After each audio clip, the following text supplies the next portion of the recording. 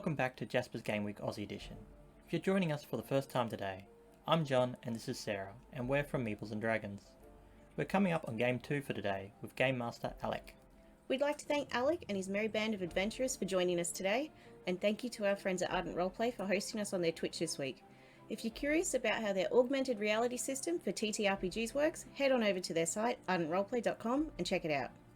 Don't forget, you can influence the game through donations to give advantage, disadvantage, rerolls, and more through the Tiltify. There's woodland animals, triggering traps, and all sorts of fun for you to get up to in this game. We'll pass you over to Alec now. Thank you for joining us.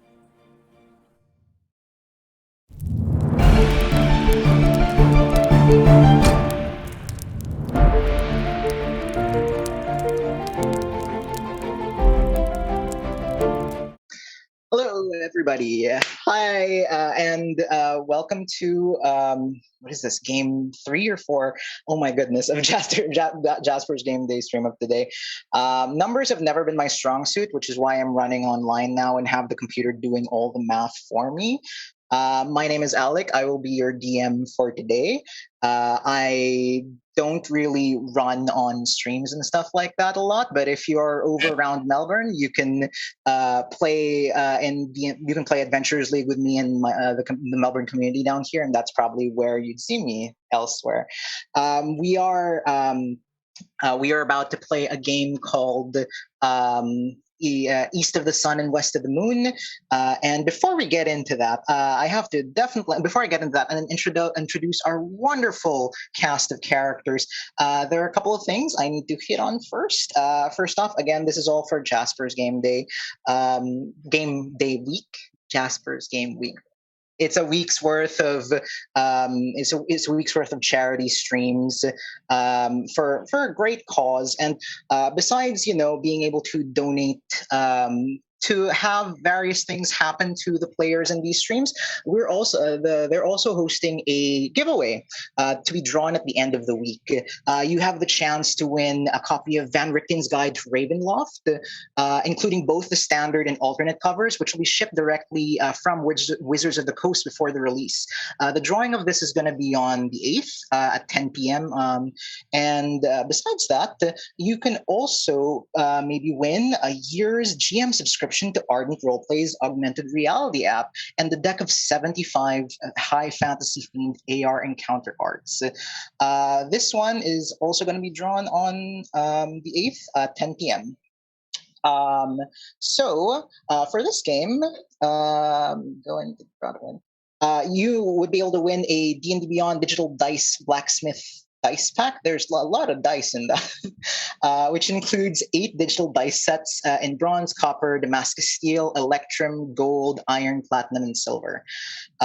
So there's lots of stuff being given away all week, and involve yourselves in that way. This game in particular is being sponsored by BD&D. BD&D are a New Zealand-based husband and wife team who are very passionate about Dungeons and Dragons. They deliver inventive content and have been also, if I'm not mistaken, playing on a bunch of the games over the week. You might have potentially met their characters during their games, and you can visit their website at bdnd.com, and you can find them on Twitter at bd_dnd, B as in BEA, dnd.com. And with that out of the way, hi again, my name's Alec. I don't stream a lot, so apologies if this seems a little odd for you, because it's a little odd for me, but I'd like to now take this away from me. Please take the spotlight away from me and see and introduce our lovely, lovely cast of people. I actually don't know which order you're seeing this in. So whoever wants to go first, I'd like you to introduce yourselves as we begin this adventure in a little village north of the spine of the world called Hundlestone. Hundlestone is a mining settlement. It's one of the smaller towns, but it is a key location in terms of like going to the other larger, more prominent locations up in north of the spine of the world. Hundlestone, as you will soon see, is very, very much in the middle of celebration. And you can see that despite the dour and dreary weather and the sort of like atmosphere of unwelcoming atmosphere that you might find here up north, the residents of Hundlestone have done their best to make sure that they find a little bit of comfort and a little bit of revelry during these tough times. This is where we see our band of adventurers milling about here and there. Who would like to go first in introducing themselves? Otherwise, we're going to go in the order of the icons, and the first person I see is Blaze, and I know that as a Goliath, you should be really, really at home up here in the frozen north, but please, Blaze, tell us more about yourself and what you're doing. Hi, I'm Chris. I'm mildly confused. Thank you so much for the warm welcome. And Blaze is a Goliath paladin that likes to roam around. He's had a really interesting experience with things from other realms, and he's out there looking for the truth. Thanks, you, Alec. Nice. The truth is out there, Blaze. Just keep that in mind. Next up, we have Duvessa. Hi, I'm Vanessa, and I'm playing Duvessa. And Duvessa is a tiefling who has a very troubled, conflicted past, but wants to have a much better future. So she's kind of out on her own. She loves gambling and has probably been in town gambling this whole time. And she definitely knows when to go out for the adventure and place all bets and just go for it. Whatever it is, whether it's having a good time or delving a dungeon, you just got to go for it. Nice. Next up, we have Klappa. Hello, I'm Sean. I'll be playing Klappa, who is a tabaxi with short calico fur. Klappa is pretty well known to the citizens in the greater Icewind Dale area. Klappa is a far-ranging trapper and fisher who helps provide and gather food for all these small towns dotted throughout the frozen north.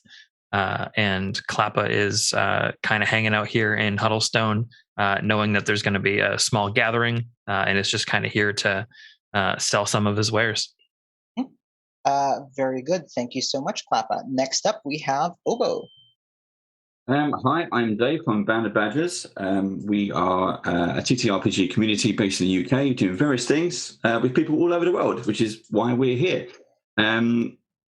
Obo is a turtle. He's all kinds of mixture of fun, anxiety, and good nature. He's completely in love with everything that's green because he's green, and he roams from story to story, adventure to adventure, just pops out of thin air and gets on with it. Nice. Just a wandering tortoise. Next up, we have Spec. Hi, yeah, my name's Alyssa Grant, and I'm a producer over at Penny Arcade and also on a bunch of other different projects outside of Penny Arcade. I also play in a group called I Speak Giant. And otherwise, for this game, I will be playing Spec, who is the town friend and small phlegm gremlin. It's hard to say. I'm also a forest gnome. So I'm very short. I have this crazy fiery red hair that's just all over the place, and you can't tell what are freckles or what's dirt on my face, and my clothes are in tatters. Spec doesn't actually know how she got to this town, but she's been here for a while, and she's been living under the floorboards of this tavern. And I want to be very clear, it's not the basement, it's under the floorboards. And that's Spec. She's very phlegmy, a lot of mucus. Very good. And last but not least, we have Yam. Hi, I'm Luke. I'm from PAX Oz and also on I Speak Giant. I will be playing Yam Nodrog, who is a hulking 7-foot-tall, muscle-bound half-orc chef. So he is working in the tavern, sometimes running a food truck, I think serving in the commissary right now, just making sure everyone's got a hot meal, and no nonsense in his kitchen. Sweet. Thank you guys very much. And like I said, you guys find yourself in Hundlestone, which is very much busy deep into the celebration and really much into the festive mood, which is a really, really different tone given how in the past few years, the sun hasn't risen in over the frozen north for a while, and everyone's had a much difficult time, finding ways to keep happy, to bring themselves joy. But Hundlestone has said that, sunshine or no sunshine, we are going to celebrate our Festival of Lights. We are going to make sure the Dance of Lights will go on as planned, and we're not going to let that stop us from having a good time, which is what everyone has told you whilst you're here, as they sort of not so much forcefully, but do their best to welcome you, welcome other people in their celebration. There is a lot of gambling going along, and Spec, you might even feel a little more welcome than usual, because most of Hundlestone, or at least those who are actively taking part in the celebration, are gnomish. There are definitely dwarves and humans and other types of folk here, but the dwarves, the gnomes have really taken charge of the celebration. As you might know, the Dance of Lights is originally a gnomish holiday. Anyone, and this is, I guess, the first role of the game, anyone else who wishes to see if they know more about the Dance of Lights itself is welcome to make a history or religion roll. Sure. Let's just get that character sheet up. I have decent history. You guys are welcome to roll in person as well if you'd much rather do that. As long as my cat doesn't eat my dice, yes. Oh, that was so close. That's a solid 0. 16 plus 5 for 21. Nice. 21, right. So the 21 and the 15 are more than enough. Spec, it's lost a little bit of popularity in recent years, but was it Devesa who rolled the 21? Yes. Yes, you would know that you've heard of the Dance of Lights, and it's mostly like a joyous celebration. That the gnomish deities are a little more on the mischievous side, but you recall in your reading, in your learnings about this holiday, and that is that the Dance of Lights is primarily one of merrymaking, but also illusion and trickery. That is sort of the aim of the holiday. Gnomish folk use it to sort of play good spirited tricks on others, and celebrate sort of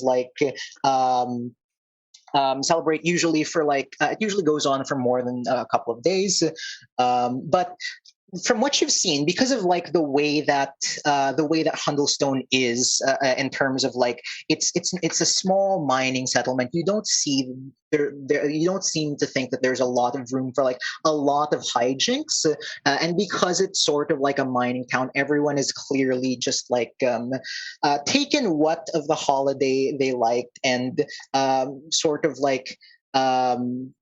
toned it down for the sake of the rest of the denizens here. I will be moving you to a new map at this point. Yep.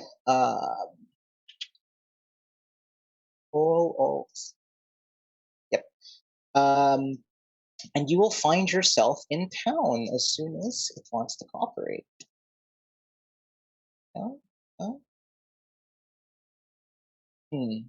Hundlestone's at 90%. All right. I guess my internet is just said no. There we go. I'm starting to see people moved over. Hurrah! So here in Hundlestone, you see that everyone's sort of like gathered by the center of town. People have set up little stalls, little sort of like pulled carts over to sort of sell their wares. Papa, you might be among one of these folk here, engaged in trading and what have you, as sort of like people take this opportunity to see what's for sale, see what they can get, feeling a little more loose with their coin and willing to spend than they normally would because of the revelry going on. You guys look around. You see there are some games as well, and there's gambling and all sorts of things like that. And from what you can tell, like everyone's having a really great time right now. I mean, it doesn't have the fanfare of like bigger cities, but there is definitely a warm small town celebrative feel to it. When you guys sort of like start going around and what have you, what would be the first thing your characters would do as you go to explore this the festivities around? May I have one of these food carts? Yeah. Ooh, what would you call it? No, it's definitely the War Chef wagon. Like it's a family brand. Yeah, for sure. Oh yeah, I'm definitely you parked yourself. You can pick one of the little tents or wagons and say that is where you set up camp. You just I see this War Chef wagon and I walk up to it. I say, I could be a War Chef. Hello, excuse me. Can I please have? Could I be a War Chef? Well, that depends, little one. Are you prepared to dedicate the next 12 years of your life to learning in the kitchen? Oh gosh, I never considered that. Would I make friends along the way? No, you'd make food. That's what being a chef is. But then, like, doesn't food make you friends because you serve friends your food? That makes you business, love. Oh, business equals no friends. Excuse me, I'm sorry, but I think I've come to the wrong place. I need to go find other friends. All right. You don't want food then? Well, what kind of food do you have? Are you my friend now? If you buy some food, love, I'll be your friend. Oh, that sounds great. Okay. What's he making? Oh, are there like seasonal dishes for the festival? No, not really. But you would know that up here in the north, most of what they consume is either game animal like hare and deer, or everyone's favorite knucklehead trout. It's fish soup.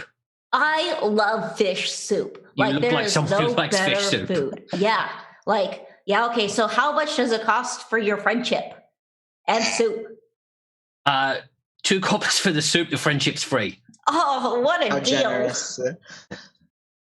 You should be able to drag your character. I noticed you were like... I was trying. I can't seem to click and drag.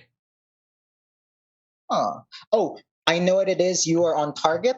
So up on the left-hand side, yep. See that it has to be the little square thing, and then... Perfect. Cool. Yes.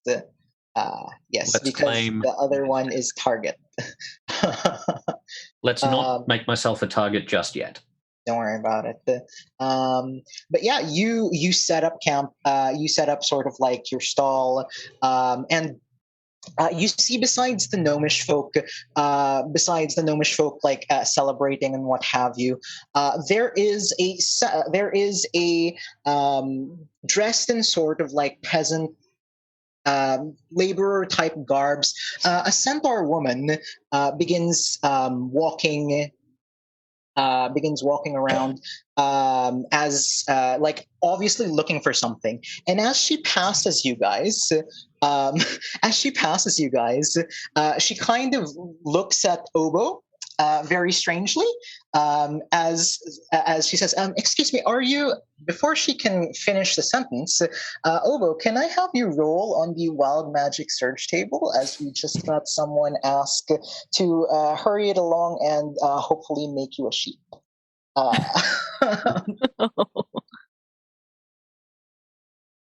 I don't know if that's actually rolling. Is that doing anything? Oh, no. Let me do. No. Oh, there we go. 18. Oh, that is. Hang on. All right. Technical issues. It's supposed to be the thing, but it's not doing the thing. Sure. 18. Let's look at 18 on my roller. We should have troubleshooted before this, but 18 is you grow a long beard made of feathers, at which and until you sneeze, they will then blow off. So this centaur woman walks. She's obviously looking for something, or maybe even someone, and she stops beside you and looks. Excuse me, I'm very sorry. You have. Oh no! As suddenly she points to your chin, you feel like you feel nothing there at first, but as soon as she does, it's like suddenly a beard full of feathers. Well, that's not supposed to be there. That's brand new. That is. I've never seen that before. I don't even know where I was. I mean, I was literally just cleaning up at Strahd's birthday party, and now I'm here, and now I have a beard. I don't know where am I, by the way. Oh, well, you're in Hundlestone, she says. That is all right. You would not be the only person lost today right now, she says. Very, trying to reassure you, obviously. But then perhaps the statement that you are not the only lost person today is not as reassuring as she thinks it might be. She looks at you and goes, well, I have never seen a turtle with a feather beard, but it's a very good look on you. Oh, that's right. I don't mind it. It's actually quite unique, you know. I guess I got a ring for my nose and this gem on my head, and I don't know where all these things come from. But hey, I'm happy and go lucky. I go with it. That's fine. I can smell some food. Is there a party going on? Oh, yes, there is a festival right now. This is the Dance of Lights. Here in this town, there is a festival that happens every year. The Gnomish folk, they celebrate it very well. Sometimes they make a lot of mischief, but there is supposed to be a big sort of like celebration. It has changed this year because of, the everlasting darkness and what have you. People are... Everlasting darkness? Oh, yes. Oh, you are lost. That is all right. Well, here north of the spine of the world, in the past few years, the sun has not shined. Depending on where you go, people say it is the Frost Maiden who does this. But here they think maybe it is weather. But they have thought that perhaps by blessing this celebration, they will have more opportunity to appease the gods, like Auril and what have you. But it is very difficult to appease the gods when you cannot find the priest that you have, the priest you have invited to do the celebration. I am very sorry for bothering you with this. I have misplaced him somehow. He was here yesterday, she says. But what do they look like? Maybe I can help look for them. Oh, that would be really helpful. His name is Anders. His name is Anders, and he is a human male, about this high, she says. And being a centaur, when she gestures like by her waist or something, which is about like 5'7" or so. He's about this high. He's what are they called? Reghet. He's of the Reghet tribes, and. He's very quiet, very nice young man, about maybe in his early 20s. Brown hair. He has brownish golden eyes. I don't know. I've been so busy. I haven't noticed where he could have gotten to. But don't worry yourself. I will look for him myself. If you just happen to see him, please let me know. Okay, I'll have a look around the festivities and have a good look around. Thank you. There's a lot of food. You see, she points to Klappa over there and goes, that nice gentleman over there. He always sells very great food like fish and what have you. I always, whenever he stops by, I always make sure to come by from him. She says. Oh, that's fine. I'll go follow my nose then. That's okay. Thank you very much. Enjoy. What was your name again? Sorry, what was your name? My name is Runa. Runa. Okay. Nice to meet you, Runa. Thank you. It's nice to. I did not catch your name. My name's Obo. Very nice to meet you as well. Most people say, "Oh no," but it's Obo. That is a funny. That is because it is very close to your name. I understand. It is, yeah. But hey. And she waves you goodbye as the rest of you might like. Runa might sort of like stumble beside you guys. She's quite. She's quite large. The horse side of her is like the size of like one of those big Clydesdale type horses. As she walks by, most of you going, "Oh, excuse me," and like every now and again, she will ask you about. She'll go over to where Duvessa and Blaze are, and she will ask, "Pardon me, have you seen a human man about this tall? Looks a little bit out of place because of all the furs he wears." I don't think I have, unless he's a gambling man. Oh no, I don't believe he gambles. I don't think they do anything like that. He's a very religious person, so maybe not. I don't think I have. Is he missing? Like has he like not missing? She like quickly goes, "Oh no, not missing. It is maybe I have misplaced him. Maybe I'm not sure. He is supposed to be around because he's, for the festivities, we have to make sure everything is celebrated well. And he is supposed to lead the celebration, but he's not here right now. And I have not seen hide nor hair of him. But where did you last put him? Was he? Well, he is staying over at the staying over at the blacksmith's house because we don't have a lot of inns, and he is a guest of honor. So I remember speaking to Roscoe, the blacksmith, and he was saying that he was here this morning when he woke up to tend to things. That Anders had left, so we thought he had just come here to the celebration, but he's not here. He's supposed to be here, but he's not here. That's odd. Well, I'll keep an eye out. Yes, please do keep an eye out for him. She tells you as she sort of goes, "Excuse me, Blaze, you're one of the Blaze and Yam. You're like some of the few people who might match her in height, honestly. So, when she passes by you, she's like, oh, excuse me. Like she's quite surprised to have to be looking someone near eye level as she like shimmies past you. But you see this woman is very much like, she doesn't seem bothered by it, or at least she's trying not to seem bothered by it. But as you guys continue going through the celebration and what have you, can I get everyone to make me perception rolls?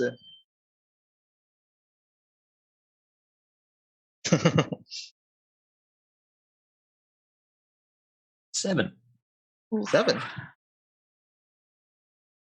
You've got your eyes on just potential customers, you got no time for just chitter chatter.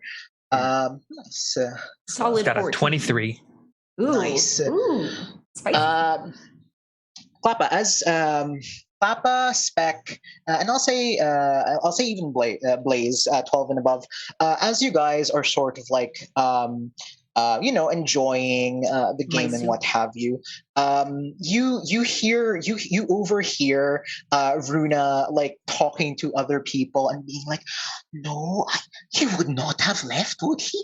You catch bits of her conversation, but because she's sort of hard to miss and has been going around everywhere, it's not a huge town, so a big 8 to 9 foot tall centaur just kind of walking all over the place, subtly looking for someone, is not as subtle as she thinks. And with the room, sorry, yep. Oh, so I was going to say, I'd like to walk up to her, soup in hand. And I kind of dribble it all about me. Like it's all down. And I say, "Oh, darling, you are excuse me, miss. First of all, it sounds like you misplaced one of your friends. And do you need any help? And secondly, have you tried this soup?" And I hold it up to her and kind of slosh it up on her a little bit. "Oh, thank you," she says. She takes the bowl from you, and you see like there's like a very clear like desire for her to take the end of her apron and kind of just like wipe your face with it, but she holds back and she says, "Oh, this looks like very good soup. I will definitely have some after I find my friend. Yes, my friend is missing." She tells you, "Missing is not really the word. Perhaps he just went out for a walk," she says, and she kind of like looks out towards like the edge of town, towards the outskirts. And you guys, having traveled here, know that traveling is not fun at all. Like in the Frozen Far, traveling is a chore, to say the least. And she kind of looks out, almost 1,000-yard stare towards the outside, like, "Perhaps he is just somewhere around town," she says, seemingly very concerned about this. But she's like forcing a smile and saying, I don't mean to take you away from the festivities. If you want to go ahead and enjoy, but if you wanted to help me as well," she says. "I'd be delighted to help. In fact," and I turn around and I just yell, I say, "This person has lost their friend." So she as you turn around and she says, "Yeah, you do that." She realizes, "Oh no," and you see people turn and go, "What, Runa? Runa, who is missing?" And like, "No one is missing." And she's like, "No, it is all right. No one is missing." And a bunch of people walk up to her and like, "No, Runa, what is going on? Who is missing?" A bunch of the dwarves, especially, who seem like, "Runa, what is going on?" And she goes, "Well, no one can find Ander." And they're like, "What?" There's a very clear like, how can he be missing? He is supposed to be here. And for the rest of you who might not have necessarily been nearby for this conversation, you see that you hear Spec yell about a missing person, which some of you might have already heard about. But as soon as like the rest of the festivities catch wind of this, the mood changes ever so slightly. Like people are still enjoying. There are still gamblers gambling, drunks being slightly not drunk, but like, people enjoying their drink. But people are like, what's going on? And there is a clear like whisper campaign going through the town right now. Like, Ander is missing. This is not good. And she goes, no. Ander has probably just gone out for fresh air. My friend here, she says to you, she says, putting like her hand on your head, which I think is about maybe the only thing she can reach. My friend here is about to fetch him. He's fine. Oh, yes. He's completely okay. He's just gone out for a stroll, so we're just going to go grab him. But I was just curious, does anyone here want to walk with me as I go take a stroll as well? You see people go, like the general townsman, like, "Runa, what is it? Do we need help? Do you need help or not?" And there's like a clear hesitation amongst most of the people to do anything about it, because it's like, I don't really. She looks out at the crowd, trying to see if anyone else is willing to join this sweet little gnome who has volunteered to help her in her troubles. Lappa at this point has circled most of the different food wagons and stalls and has kind of sidled up to Yam at this point, who we've done a few trades in the past. Mm-hmm. I've got a pack laden with knucklehead trout, just reeking of fish. Have sort of stopped to focus and listen in on this conversation about a missing person. And Klappa turns to Yam and is just like, "Oh, someone's missing. Missing people up north usually means dead." Mm-hmm. It does. It's nice to see you so enthusiastic about the prospect as always, Klappa. Probably As you're dead. having this conversation, a random woodland creature, by proxy of a generous donation, has appeared. And the random woodland creature is a badger. As you guys are having this conversation, Please catch that. I'm so sick of cooking fish. A badger, like you feel as you both are having this conversation beside you, you feel kind of like dirt sort of like dislodged by your feet onto your shoe as like out digs a little badger from a hole like out of the ground, almost out of nowhere. And they look up at you almost like with an awareness that is unique to like animals and what have you, like I mean unique from animals, like an almost humanoid awareness. And they look at you going like they start shaking as if trying to get your attention.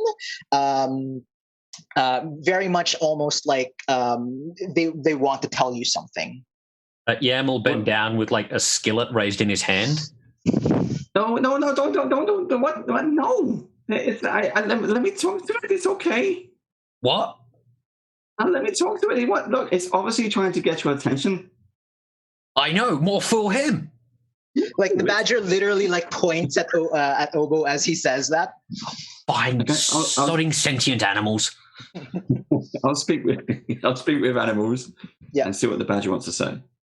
So you get down to this badger's level, and the badger goes, "Excuse me, I heard you were looking for a person, and I was out there and I saw a person walking, and people don't normally walk out there." Okay. Let's go find out. Can you take us where it is? Have they fallen down the well and broken their leg? What's they're just walking. There? Oh, okay. Let's just very check in there. strange. And I thought because there's many people here, maybe I find scraps of food.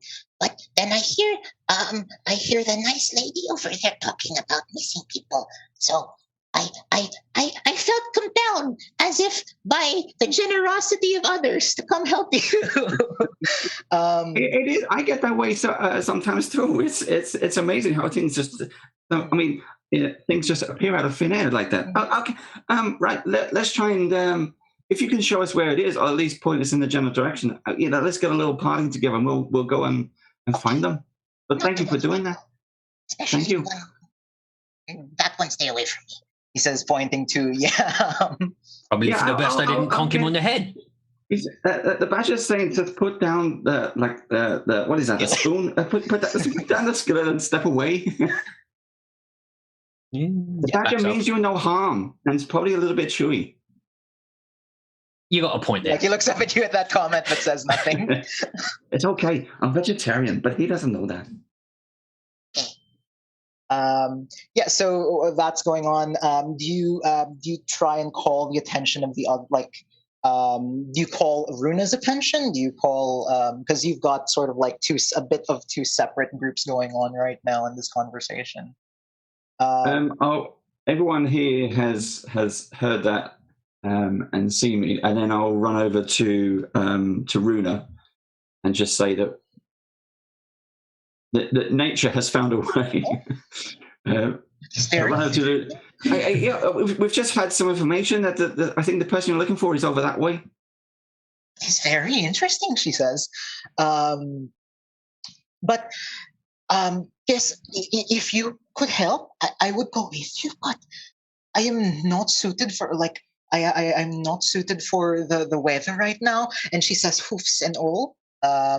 It is not a good place for someone like me to be walking around in the ice. The ice is very scary when you don't have feet. Well, these two seem quite capable. She looks down and goes, "Oh yes. Would you be willing to help? Would you be willing to help my turtle friend? I did not catch your name, little one," she says, looking down at Speck. Yeah, my name's Speck. Sorry, Speck. I would love to help. Does that mean that everyone here wants to come with me? She looks over at the group and goes, Well, I suppose so. Honestly, I think it is safer to travel in a group. At least then you can protect yourselves. Because though the outside is quite dangerous, which is why I'm a little concerned if Anders did end up going outside. Oh, please, it'll be okay. I mean, I have some very thick clothes here, and it's nothing that friendship can't withstand. You know what I'm saying? So as long as we go out together, we'll be okay. I very much believe in that message as well. She says.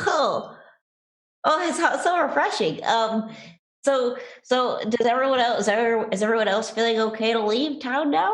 Because I'm ready to go. We can even. You know what? You come meet me. You come. You gather what you need, and you come meet me by the gates of town in about 10 minutes. All right? She says. That sounds great. As she sort of like looks like she's going to get supplies for you, maybe some rations or maybe anything she can scrounge up to help you on this expedition. I go up to what was it, the war chef? War chef. Yeah. I go up to the war chef and say, "Oh, excuse me, Mr. War Chef, man. Do you want to come with us? And while you're at it, bring like a ton of your soup because it was stellar, and I feel like that would really make the little one. Better. It is the flavor sensation that inspires salivation. That is true. You could have said it better myself. He heaves this big cauldron of the soup. He turns to the badger, goes, "All right, you're in charge till I get back." Does he get a little hat? He pops it up on the counter and puts a hat on it. The badger is very confused. Has no. Do badgers have opposable thumbs? I don't believe so. And just like, I see this tabaxi as well. I'm saying, do you want to come with us too? The tabaxi. Papa? Are you? I'm trying to think about what's in it for me, but sure. I got to make sure that Yam survives, because who else is going to buy my knucklehead trouts? Oh, is that the war chef's name? Yam? Hi, Yam. I'm Speck. What's your name? What's the tabaxi's name? The name's Klappa. That's what everybody calls me. Nice to meet you, Speck. You can tell he likes you because he's not clapping. I don't know what that means, but that sounds great. I put my hand forward to shake your hand. It's very goopy. You get a paw that shakes your hand that is as fishy as yours is goopy. Yam looks around and he sees Blaze standing on the far side of the camp, like head and shoulders above everything else. Right, if we're leaving, we're taking him with us. He walks over. The other tall person. Yeah.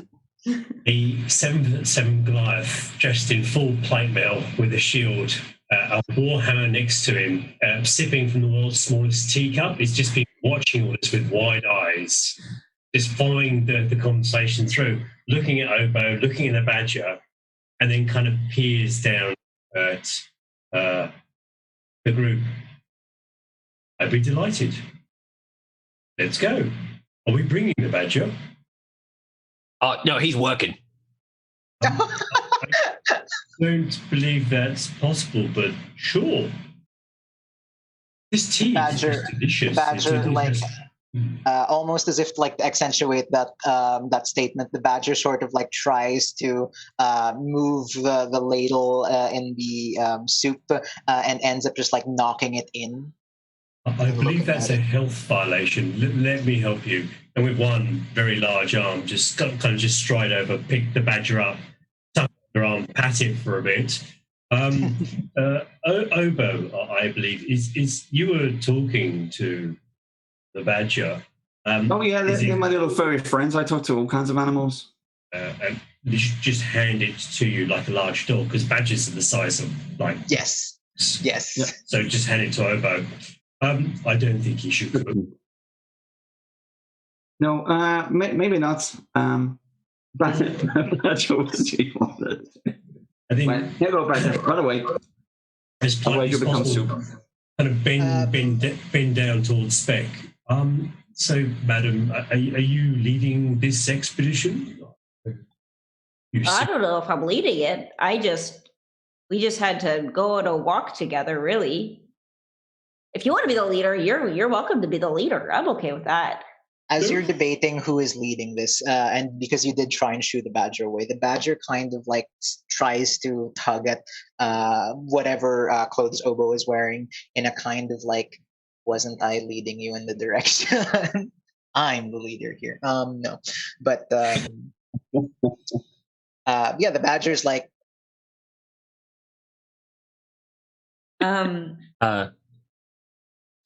Still down by that other campfire, Yam holding his cauldron of soup will go, what about you, Pinky? You coming with us? Sounds like great gossip. I'm along for the ride. Perfect. Now, apparently, we can't bring the badger, so there's another wooden creature that's going to work for basically board to run the store for me. You can look around trying to find a woodland creature that can perhaps has better training in like curry than this badger does. Right. What am I rolling for this? Make me a perception check. Oh, so I will roll in the thing. RD20 plus 4. Nope. Nope. You don't spot any woodland creatures, but like, you know, there's a bunch of horses in north end of town. They can at least hold the ladle with their mouth, maybe. That's all right. I got this. And Yam will just make a sign that says back in 5 and put it on the counter. Long 5. The badger starts sort of like trying to get your attention, like follow me. At first it thinks of going back down through the little hole it dug, and then looking at all of you, realizing you're not gonna fit, just kind of like walks out and like saunters out of town in its like little badger step. You meet Runa by the gate of by like the edge of town, and she like sees the badger approach and goes, "Oh, you do not see that every day." At this like confident little badger walking up, and as you are getting ready to leave, she says, "I do not have a lot of money on me, but I thought that this would be of use to you." She says, and she gives you guys 2 potions of healing and some 6 set of crampons. Which are things you attach to your shoe to be able to walk on ice. 6 pairs of crampons. And she goes, it is very dangerous out there, but mostly also that the weather has not been great. She says, as if they're having a bad day. When anyone who spent any time in the frozen far knows it's never great. But yeah, she gives you guys 2 potions of healing to hopefully, keep you guys sustained on your travels. And she tells you that, it is not really important to me if Anders is not able to make it back in time for the end of the celebration. I just want to know that he is safe. But if you could bring him back a little earlier, before the actual ceremony, that would also be amazing. She says, his safety is most important, of course. Excuse me, madam. Do you have a sled? Some of my smaller comrades won't do well in such deep snow. I'm not as bothered, but some of the slightly less in stature ones may sink. You have we can ride him. She goes, I believe there should be a sled. Roscoe would know, but it's just a matter of if there are enough dogs to take you. And she says, she goes, wait right here. And she sort of like trots towards the other side of town, where you see along the other side of this smaller village, there is like an area with stables and what have you. And she talks to a human man who with a wide brim hat, and she goes like you can see her miming like Slay and what have you as she talks to him, because she's very animated in the way she describes things. And he go like, you see the man go and comes back with a single sleigh. Unfortunately, it seems as though they were not able to get you sled dogs, as their only sled dog has also gone missing the past few days. All right, but dog's busy working the stalls. yeah, she comes back to you and tells you that, oh well, this is normal because the dog sometimes gets free and likes to go about, but he is going to be fine out there. But here, and she sort of has pushed the sleigh up towards you. Unfortunately, you would have to be the one pushing the sleigh as well, but it will help those of you who are smaller not sink. She says. Well, it's okay. I'm okay with the shoes that we have. Unless anyone else wants to use the sleigh, it seems like it would just be additional work at this point. It's not going to, the way it is, it's not going to confer any particular disadvantage on like the movement of the person pushing it. Okay. Just that, if there is any reason you would be on a sleigh rather than touching the ground, no reason whatsoever.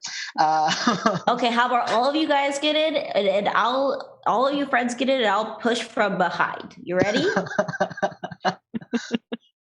That's very generous of you, Spec, but I believe I might be slightly more adept at this landscape than some of you here, especially with the badger. Turtle. Portal. I'm not quite sure. This is new for me as well. I'm just getting used to it, but it's keeping my chin warm. If you'd care to climb in, I will just tow the sled for a while and see how that goes for us. The cold doesn't really bother my people. Yeah, that sounds great. Blaze, you mentioned earlier you wanted to know who was the leader, and at this point, I'm kind of thinking it's the badger. The badger beams up at you guys don't you forget it kind of attitude. Heroic badger. You put badger on put on the front of the sled so you can point the way. Has a very large compass. Proportionally speaking. It's I'm going to say, unfortunately, because of not trying to be as delicate as possible, Obo, you're quite large, given your shell is also full size. I would say you could fit about 3 people, 3 medium-sized creatures. If the 3 medium-sized creatures weren't Obo might take up 1.5. That's okay. I get the hints. I can walk. It's fine. Sorry, Obo. I mean, effectively, someone strong could also push you as you lay on your shell. All right, I'll do that. Yeah, that's okay. But I'll stay in the warm. I'll just give Obo a pair of snowshoes. Yeah. I tell you what, I'll go in here and I'll make some soup, and you can see pots and pans moving around. So Runa bids you farewell, and with one last sort of descriptor of Anders. She's brown hair, about yay tall, yay high. He's very quiet. He's a sweet boy, lad. He's very. Sometimes he's so small, I forget. He's not actually when she gestures, he's not actually short. I forget that he is, an adult. But he's sometimes I've noticed he is sometimes a little forgetful. So maybe he just got a little lost wandering about. But it is not like him in the sense because he's also a responsible man. But I hope you fare well and can bring him back safe and sound. And by at the time you guys are leaving, it is roughly around lunchtime, say 12:30 in the afternoon. And she tells you that they're hoping to sort of have this celebration when around 6, when they would usually expect a sunset, when they used to expect a sunset before the time of. And she says, if you could bring him back in time for that, great. But again, no rush as long as he is safe, as long as you all will be safe as well.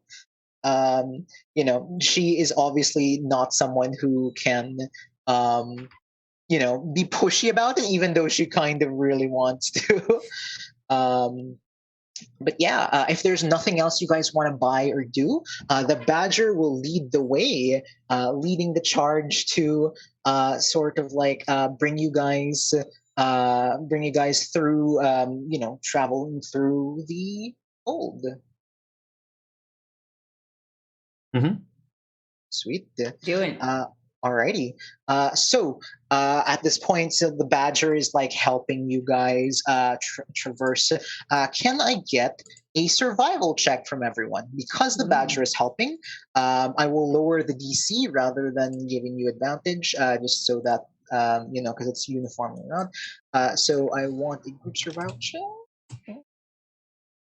17. 12. Okay. Natural 20. Nice. Ooh. Very high 3. Yeah. So for the most part, as you guys are traveling, the weather is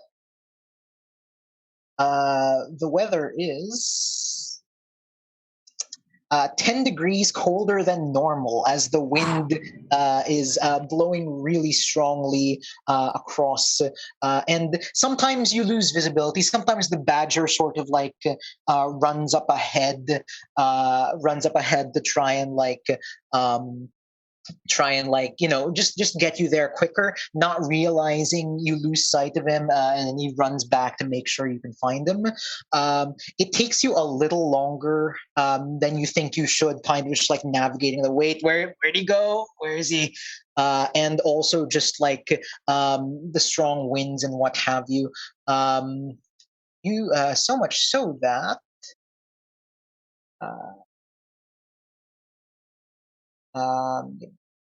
why is it not rolling?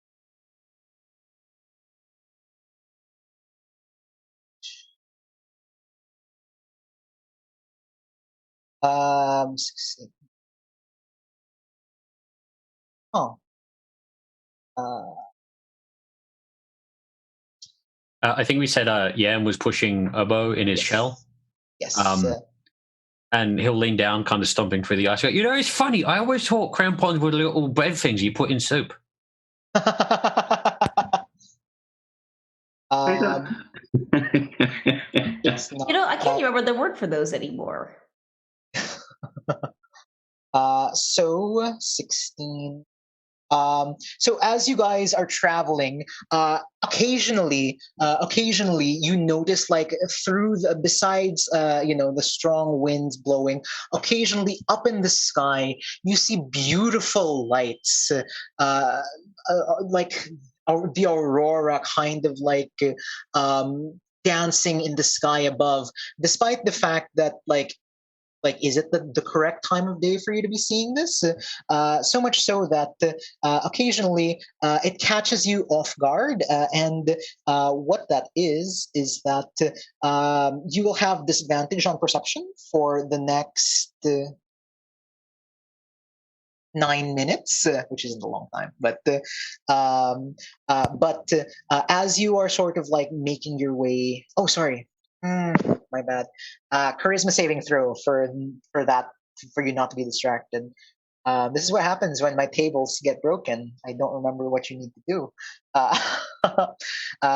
You see the beautiful lights in the sky, and sometimes it makes you wonder, like, whether or not this is naturally occurring or if something more magical is happening right now.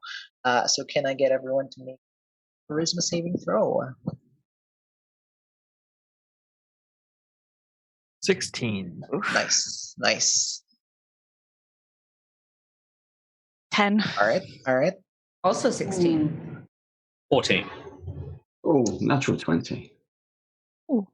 Nice. Even with the 16, I'm gonna just go ahead and say that Klappa is incredibly distracted by the pretty shiny lights up in the sky. They are beautiful. Like they're in like shades of blue, green, purple, pink sometimes. And despite despite the cold air, what is it called? Despite the snow and flurry sometimes obscuring your view. Okay, every now and again you see that.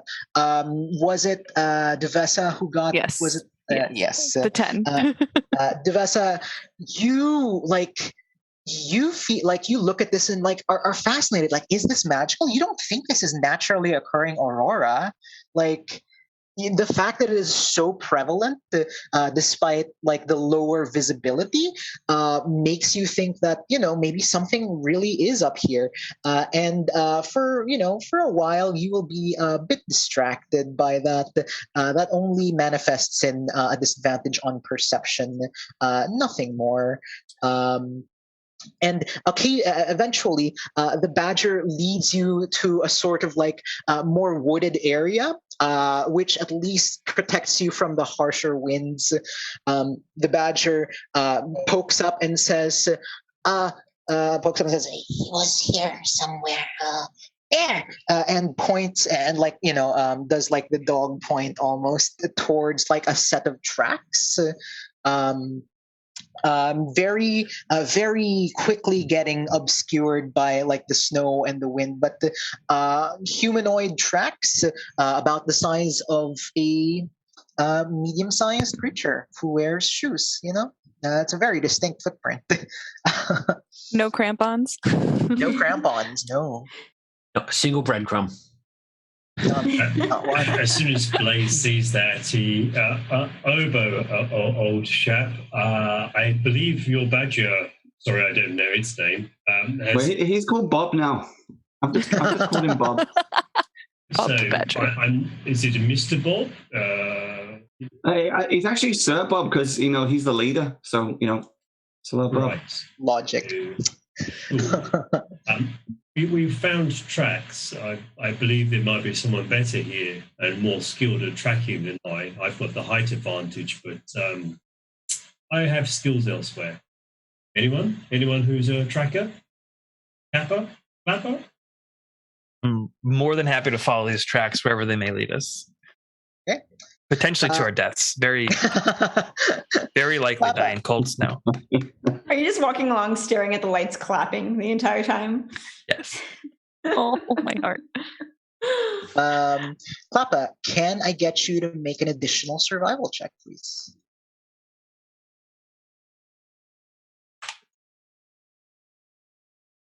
$12. Ooh, so close to not plenty.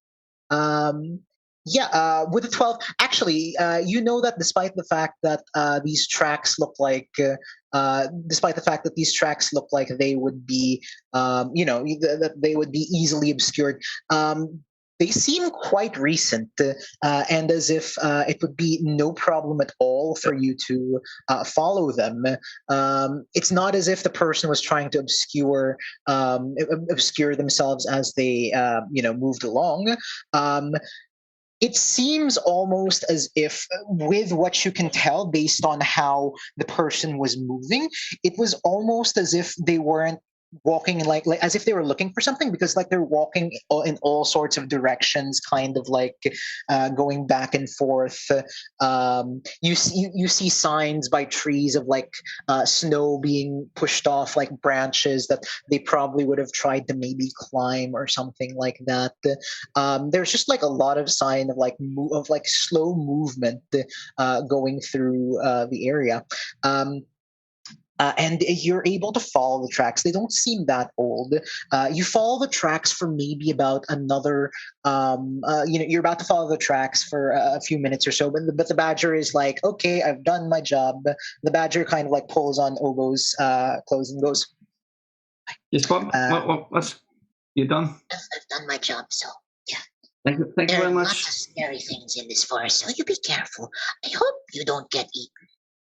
I don't care if he gets eaten, but I hope you don't get eaten. he says, like obviously pointing to Yam. Okay. Good to know, Badger. Well, that's nice after I didn't eat him. I don't think you speak badger. So. I was about to say, we just see a badger pointing and making sounds, right? He's pointing at you because he just wants to be your friend. That's I didn't like the way he was looking at me. Roll an insight check for the badger. Oh, that's not a thing I'm good at. I want to get in on this. Badger insight. And I will allow insight rather than rolling low. 23. That's actually really great. I know that badger is bad mouthing me. You know exactly what the badger said because it looked at you and made like a gesture. It's not good, Jam. He's basically said he's going to leave us now, but there might be some big horrible things in these woods that might be eating us. We've been together all of like maybe 5 minutes and we're already arguing. That's what true friendship looks like. She's got a point. You continue on your path when you hear you continue on the trail and it doesn't look like it's leading you far until you realize like the tracks have like gone from just like a leisurely walk to a sprint. You can tell by like the weight of the footprints as well as how far apart they are.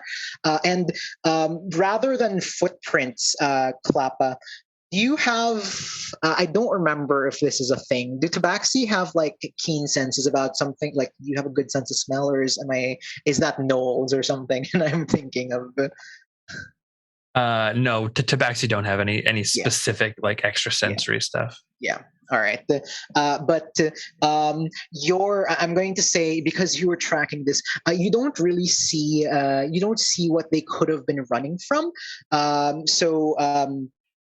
You don't see what these tracks have been running from. But soon enough, would you guys give chase immediately, or like seeing that there definitely was like like they picked up their pace to start like running in a full sprint? I sort of relay that information back to the team. I'm like, good news, fresh tracks. Fresh tracks mean a fresh corpse sometimes, or a fresh friend, or a fresh friend. How fresh? It seems like whoever we're tracking at this point booked it. So something urgent struck them. We might want to pick up the pace to try to catch them. I will at the corpse, but good. Yeah, I like kind of like in a canoe. I start to like scrape on the side of the sled. I will allow you to make an additional survival check to try and see like what could have possibly spooked the person you're chasing. And because the rest of you, this has been brought to the rest of you's attention, I will let you guys make that same roll as well. 12 again. I keep seeing Klappa's dice just like almost hit. It's on the 20 and then it just goes off. Yeah. So many close calls. 12, unfortunately, it's just out of your sight. Does anyone else wish to try and make a survival check to see what they can see? Yeah, sure. Yeah, can't hurt. Nope. Oh, natural one. Yeah.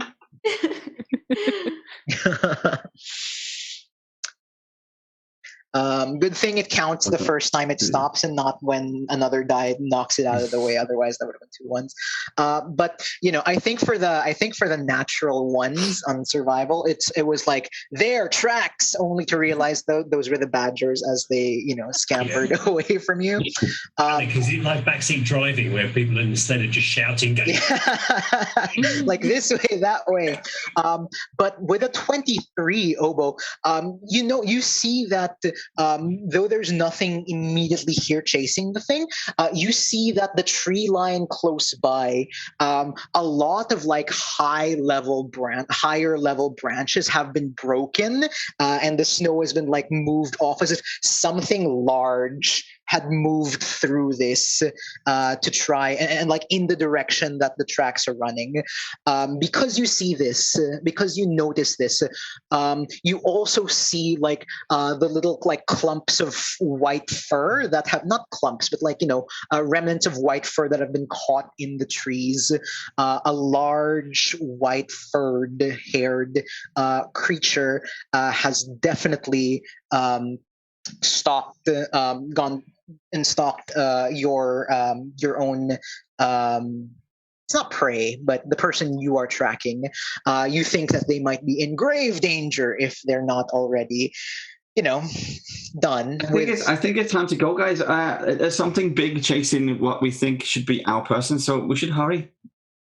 So you guys break into your own sort of sprint, and I will bring you to the next map. Should be. As we're sprinting, I look over at Duvessa and I say, So what brings you so far up north? Well, when you haven't been many places, you want to see all of the places. Oh, yeah. I've never seen this before. Yeah. Have you met a lot of people along the way? I have met quite a few people. It's all that I really like to do is go to the tavern, meet some folks, see the sights. You know the drill. Yeah. I catch your meeting. That's admirable. So a bunch of you should already be loaded. Some are still loading in. You would be on the left, lower left of the map. That's where your tokens would be. This is the position you see yourself in. Everyone can see. Oh, I see that. Looks like I've frozen. Give me 1 sec. I'll just refresh. Yeah, sometimes refreshing is. Are we meant to only see half of the screen? Is it supposed to be grayed out? Yeah, this is okay. Visibility is poor. Cool. But you should only see. Oh wait, some of you don't have dark vision, and it is not that dark. Sorry, I prepped for night. I have 300 feet dark vision. Do you really? Yes, Good I Lord. do. Jesus. Twilight Cleric. You don't even know there's a problem in Icewind Dale. No, I'm just the lights. Have you seen these lights? Okay. There, that should be slightly better, yeah? Yeah. Alrighty. Do you have a little bit better vision rather than just like 5 feet in front of you at this point? Yeah. Cool. Sweet. There we go. Alrighty. So as you give chase, as some of you give chase, and who is pushing Blaze is like pushing the sled. You guys are having a nice, lovely chat on the sled as the rest of them break off into a sprint, and you get to about that far when you hear. Just a loud roar reverberating as you see up ahead. This might not necessarily be the marching order, so feel free to like move yourselves around that small area over there. But you see a large, horned, white-furred creature standing like menacingly over like a surrounding of trees. Those of you who have traveled a lot in the north would recognize this as a yeti. Actually, sorry, there are 2 of them. And they seem to have like pushed past trees. They seem to have pushed past trees and are loudly just like threatening something.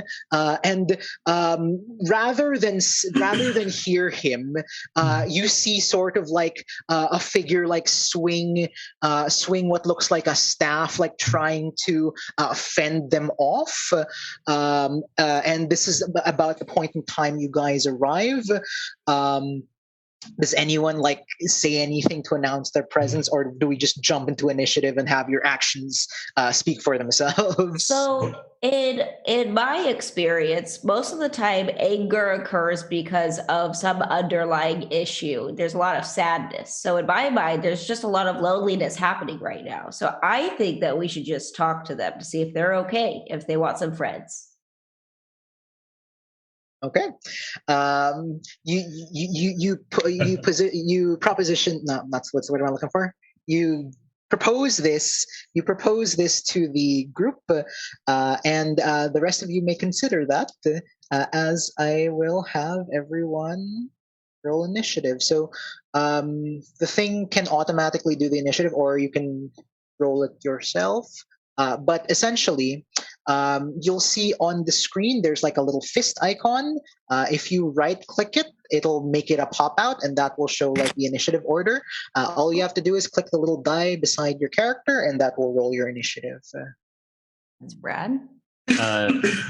Yam will lean down to Obo and go, right, you a ramming speed kind of fellow? Yeah, I think so. All right, hold Let's do on. it. Let's go for it. Go! Go! So, alrighty. Sorry, I missed that. Where was the? Where is it? Yeah, I lost. Sorry, I rolled it for you just because. Thank you. Okay, thank you. But for the sake of later, so on the right hand side there are a bunch of icons. Yeah, the one that is a fist, which is the second one, should be is like a combat tracker. If it can be like a pop out, or I mean, it can be its own little window if you right click the icon as well. Otherwise, it just stays there on the sidebar. We begin this combat with Duvessa. Excellent. What range are we?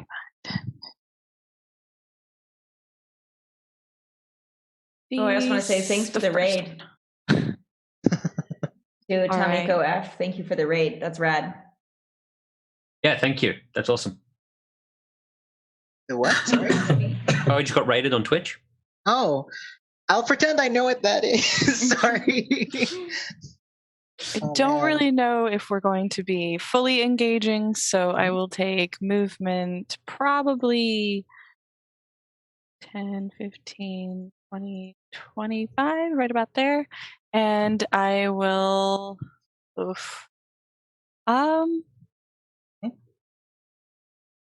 I'll give you a moment to think of what you're going to do as suddenly, like the aurora shimmers brighter in the sky as another bout of wild magic.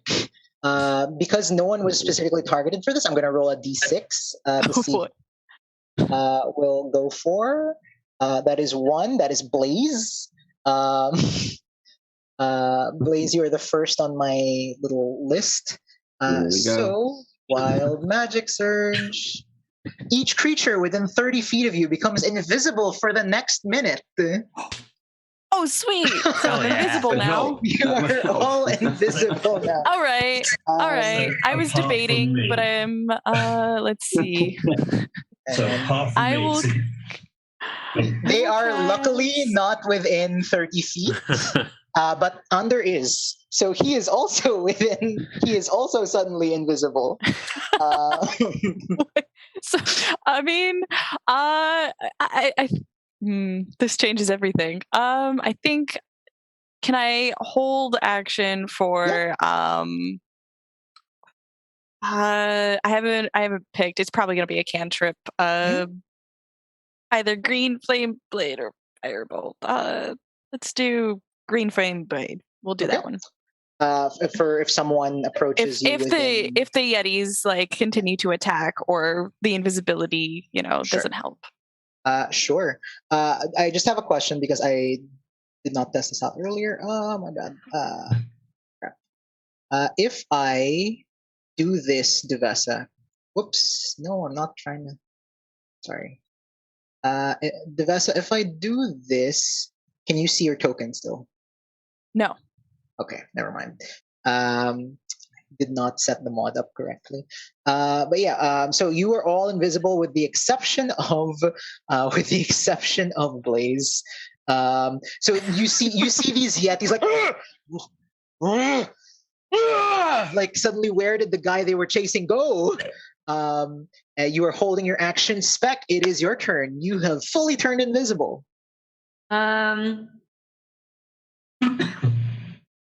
Okay, so I guess what I'm going to do is walk up. Where exactly are they on the map? Hold on. Oh, you don't have visibility, right? Give me a moment. Let's just make it globally illuminated. Remove token vision because we don't need that right now. It's not that dark. Oh, there they are. They were behind my my little chat. That's what was going on. Oh, that's what it was. Okay, so I'd like to run up to them. My map is loading again. There we go. You should just be able to drag your token. It will show you the distance and actually like go in the red or green when you start bypassing your regular movement speed. The trees do confer difficult terrain, so you'll see like if you pass through it, it will sort of like expend more movement. Awesome. So I'm gonna walk up. I'm gonna get pretty close, but not too close. And I'm going to say, Hello, Yeti friends. I know you can't see me, and I know it's a little disconcerting, but I just want to be your friend, and there's no guarantee that you want to be mine, so I figured that it'd be better to stay invisible. However, now that we are here in this exact moment, are you lonely? Because I'm lonely, and I could really use your friendship right now. Oh. You say this and you give this heartfelt message to this Yeti, looking up at this large creature, and all you get in response like, "Ah, ah!" It seems enraged and confused, like what is talking to it? Ah! And what is your passive insight? Yes. 15. With your passive insight, you know that they don't understand what you're saying. Like, they don't speak your language. Do I know what language they do speak? You can make me a nature or no, nature check's probably gonna do it. +1, no. 16. 16. You know that Yeti speak Yeti. Okay. What if I just growl back in the same manner? I will allow you to do this if you are spending your turn to try and make your persuasion check with this growl. Yes. Yes. Okay. All right. Roll a persuasion check to try and make a persuasively compelling growl that, that was so close to a nat 20. Unfortunately, it just comes across. It's like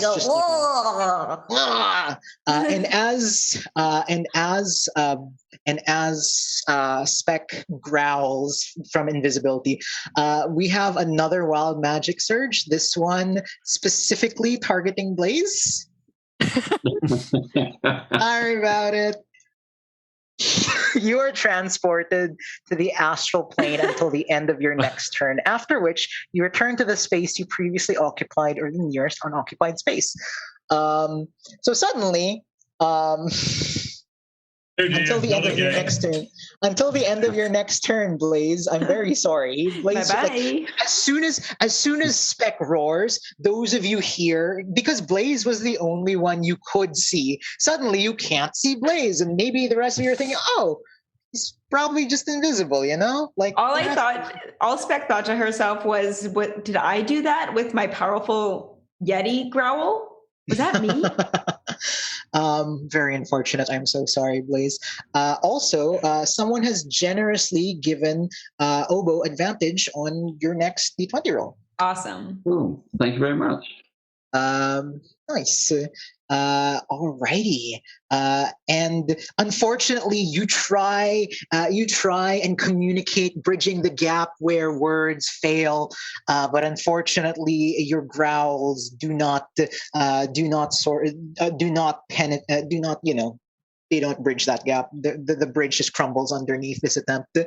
And is there anything else for you, Spec? Do you have a bonus action or anything you'd like to do? I think.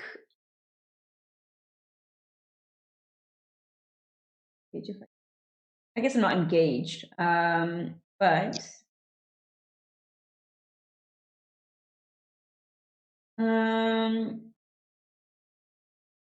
I might dash away. That's cool. That's all right. So may I just like dash kind of behind these bushes? You can go behind the trees. Like I said, they are difficult terrain, but the map kind of automatically accounts for that. So when you go through it, you see the distance you can move on it. Okay. Yeah, I'll just dash back here. That's what I'll do. Yeah, sweet. Sweet. Alrighty. I was gonna say you see Ander, but I realized no one sees Ander right now.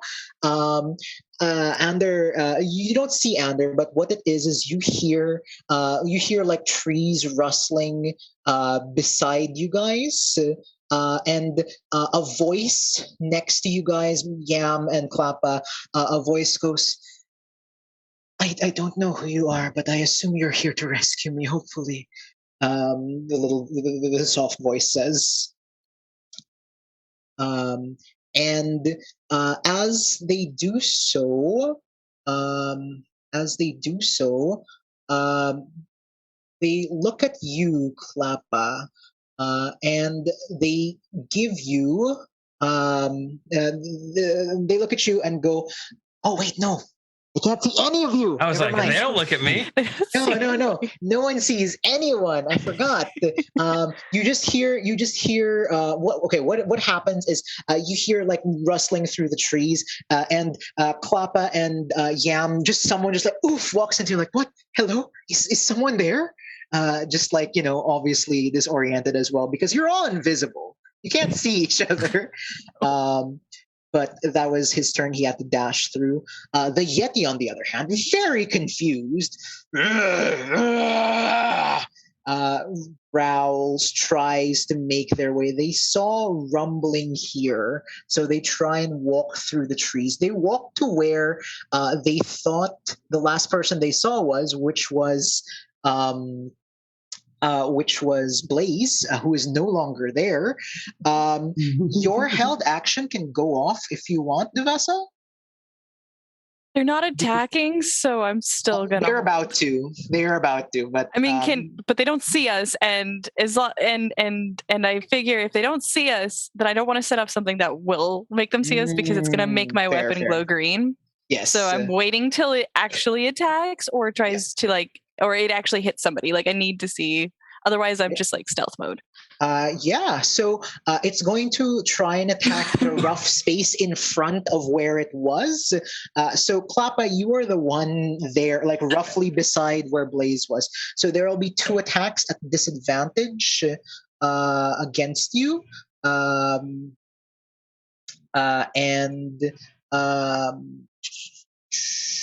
welcome, Klappa. Thank you so much for this. That was a nat 1 for that.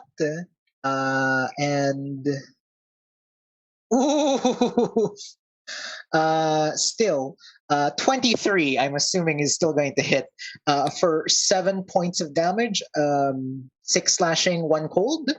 As like they try and reach for whatever was there, and they manage to still swipe at you despite being invisible. It doesn't break your invisibility, but it does hit you, Klappa.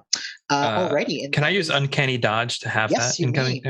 Yep. Cool. So it is down to 3. So do I see like blood or like somebody like shuffle around right there? You go, ow, Klappa. I would probably do my held action after he got hit, because I don't know if he got hit until he gets he went out. So I would. Would you do something, Klappa, to is there any way someone would you just hear like a little clap? Yeah. You hear like the very slight I've never used this cantrip, but I would brandish my whip is what it would be, because it's the weapon I would use. Yep. And it would make a melee attack with against one creature within 5 feet of me, which would be the Yeti. So roll to hit, I suppose, right? Yep.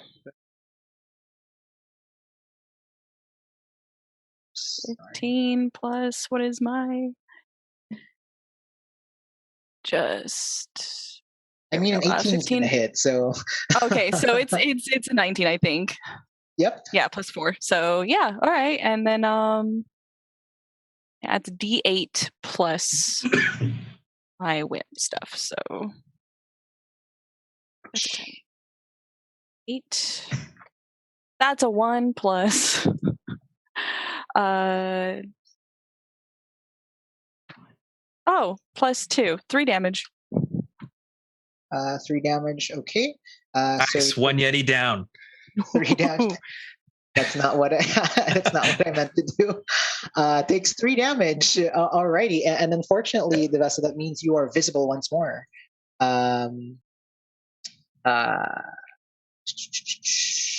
Attacks or cast a spell. Yes. Alrighty, but that is it for the Yeti's turn. Klappa. All right. We're going to use the Tabaxi Feline Agility to double my speed for this round. And we're going to move behind this Yeti. We're going to open up with an attack. My rapier.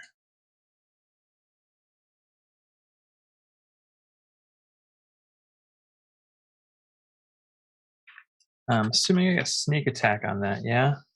Yes, you are unseen.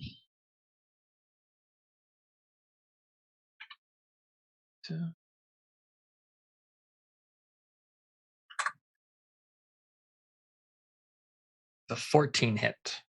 14 still hits, yes. Ooh, that's nice damage. For 23 points of damage. Is he surprised? That would be an auto crit if he's surprised. No, unfortunately, Yeah. they were already on the rampage. All right, 23 damage. Nice. You see, you take a big chunk out of this Yeti. Alrighty, but unfortunately, that also means you are visible. Anything else for you, Klappa? Yeah, let's go ahead and try to hide.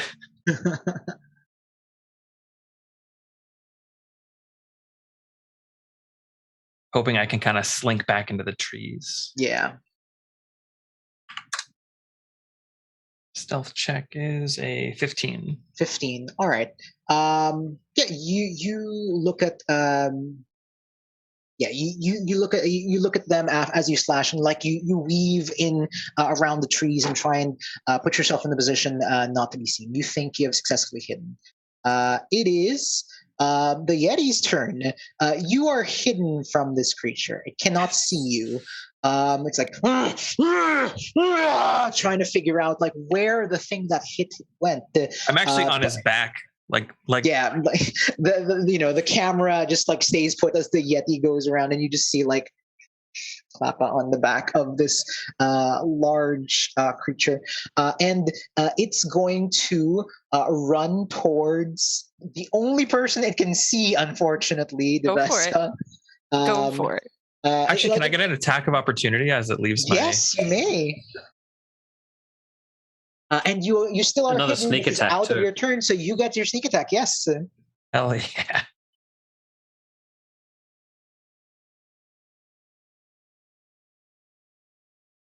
I just picture Klappa like clapping with daggers.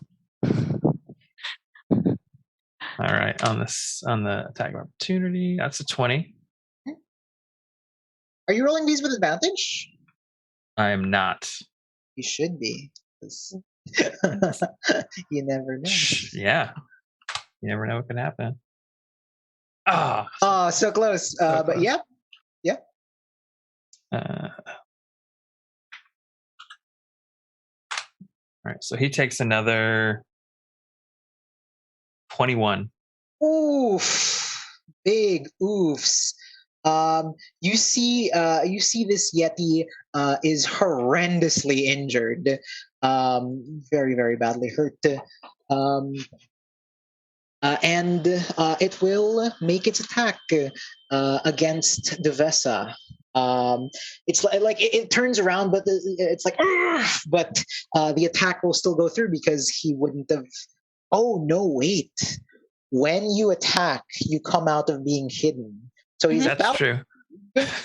gets attacked, turned around. He's like, and he gives you a horrible stink eye, which is probably not what you were hoping for. But I need you to make me a Constitution saving throw. This is against magic, so if no, wait, you're not a gnome. For that now.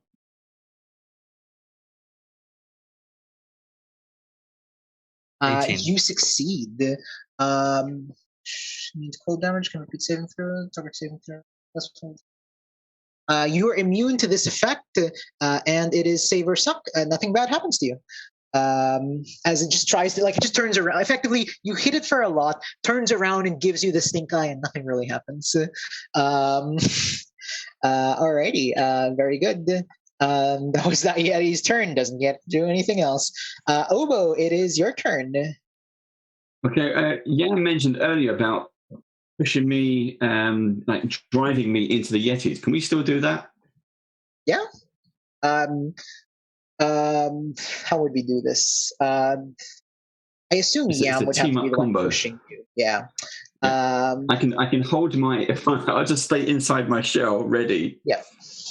Looking at the Yeti. We can save our ramming speed maneuver for when I roll more than a 7 on initiative.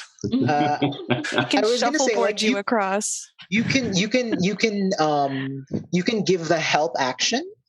That is what you're doing. Like, you know. I'll balance the shell ready, and we'll point in a direction. And Yam can just. I feel like it's kind of a hammer throw maneuver where he spins round in a circle, just get momentum, and then launches. Just use his leg and just like. Sure. You will give him the help action, and we can have him do that on his turn.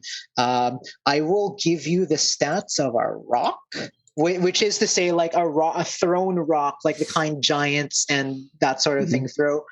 So it'll be Yam. That will be your. Actually, no. I can command a strike on my turn. Oh, okay. Which is like to give you an action using one of my actions, or one of my attacks, rather. Okay. So if that is all Obo is doing right now. Yep. Blaze, you return at the end of your turn. You return disoriented. You were in the astral plane for a split second there, are now back. Not sure what happened.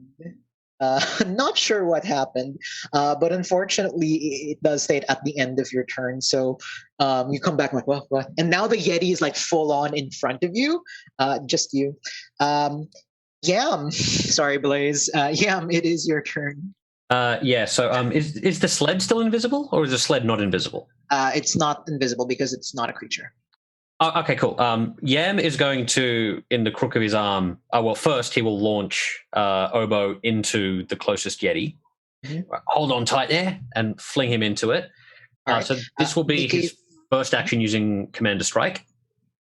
So what I do with this is, on my turn, I forego one of my attacks to give Obo an attack, adding a d8 to any damage that you deal.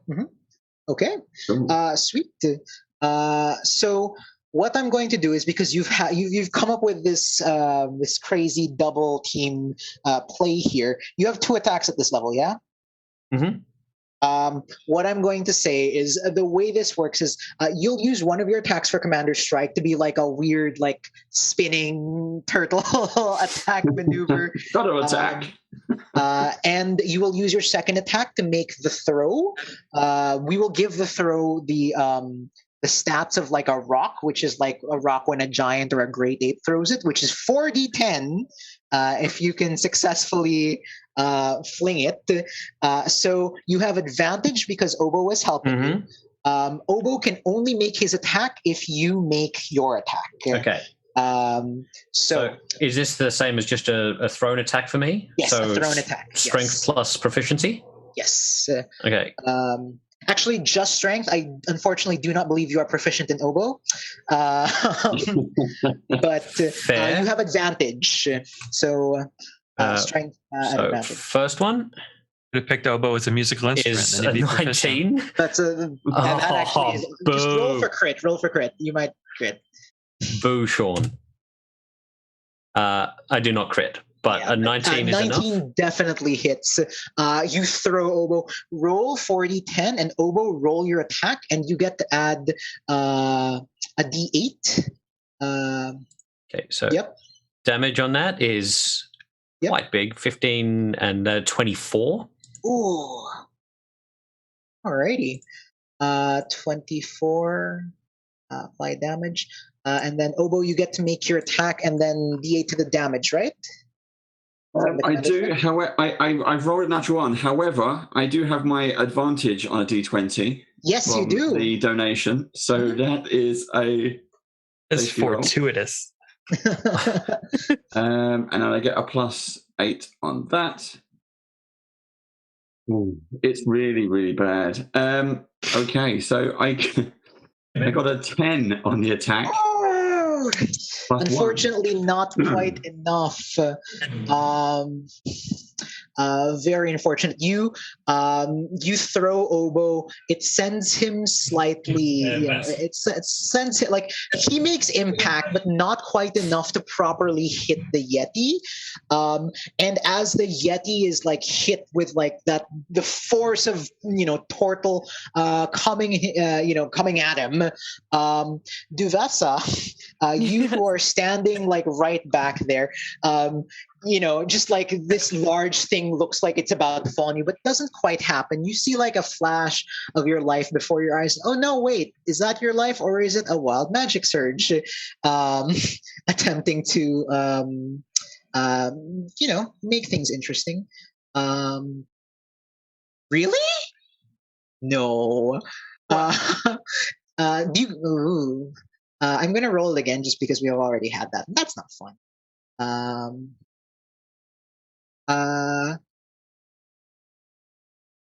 You roll a d10. Oh no! Sweet. Oh no! I also have bonus action. Yep. Go ahead. Right after this, yeah. Yam, seeing this thing teetering back towards Duvessa, is going to like reach into the pot of soup with his ladle. And this is just a thrown action, but he's going to like fling a bunch of soup at the closest Yeti. You and the horns, you with the white, step up and have a bite, and just try to distract it. Yep. So it would just be like he's throwing a hand axe, but we'll see what. Okay, go ahead. Do your attack. And what did you get in that roll, Duvessa? Got an 8. 8. Your age changes by 8 years. If the roll is even, you get older. All right. You are older by 8 years. So, you see your life flash before your eyes slightly as this humongous thing threatens to fall on you, but just doesn't quite. Your back is suddenly sore. You're like, what happened? Right. Alrighty. Unfortunately, Yama 9 doesn't hit. Late whiff. Alrighty, that brings us to the top of the round with Duvessa. That stuff ain't fun, Okay, so after all this weirdness, the one in front of her how's it looking? Not quite there yet. Like okay, blind, but just agitated. Yeah. All right, let's do bonus action spiritual weapon. Mm-hmm. And it will be a heavy mace will appear next to him, and I'll do that attack. I believe if you cast it from the sheet, which I can do for you just to make it easier, yes. It will automatically put something up. Oh, spiritual.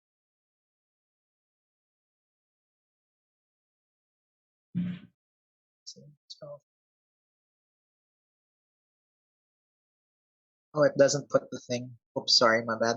That's all right. Yep, I'll just put a little light there so we know that's your spiritual wing. Alrighty. What color would your spiritual weapon be? Let's go with a light blue. Light blue. Awesome. Okay.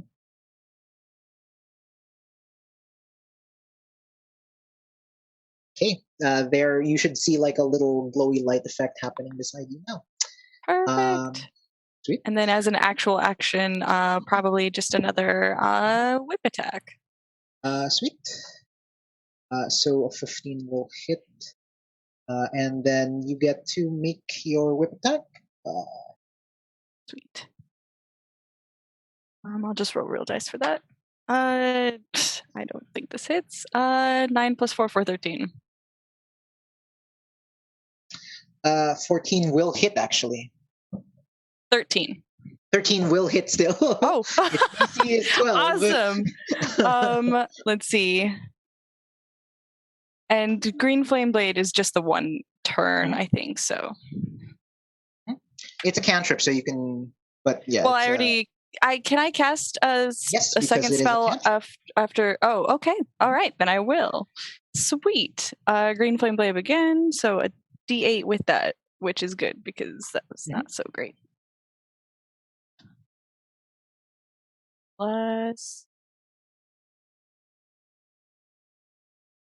1. So 6 damage. Accidentally.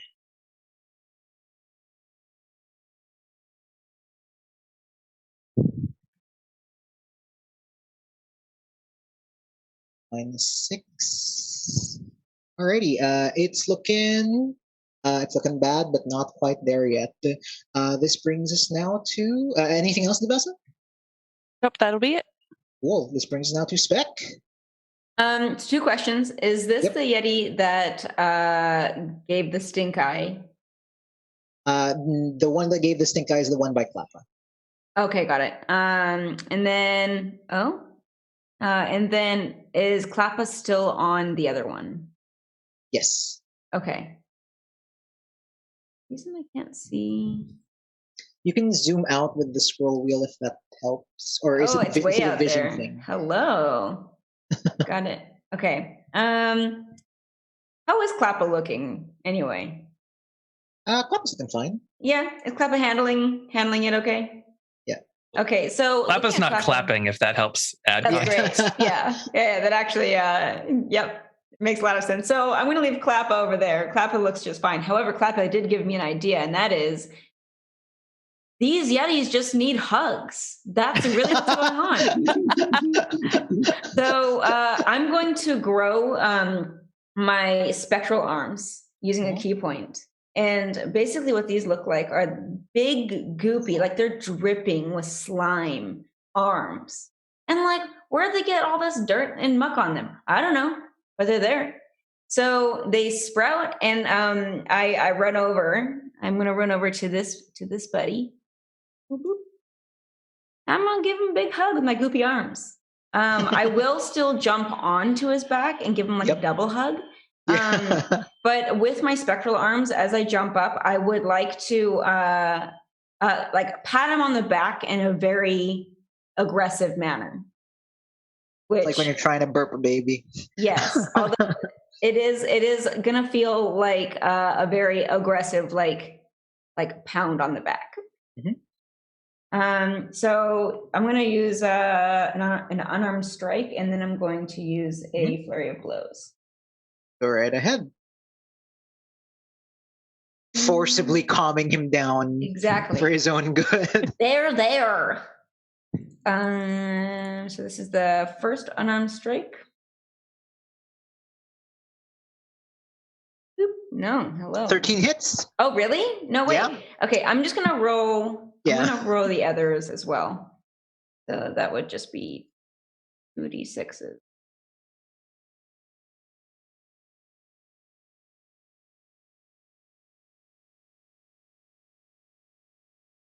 I see a crit. Hey. Wait. Yeah. Awesome. So one was a crit, and then So the other all one of those will hit. Yep. Yeah. All of them will hit with 1 crit. So that's 3.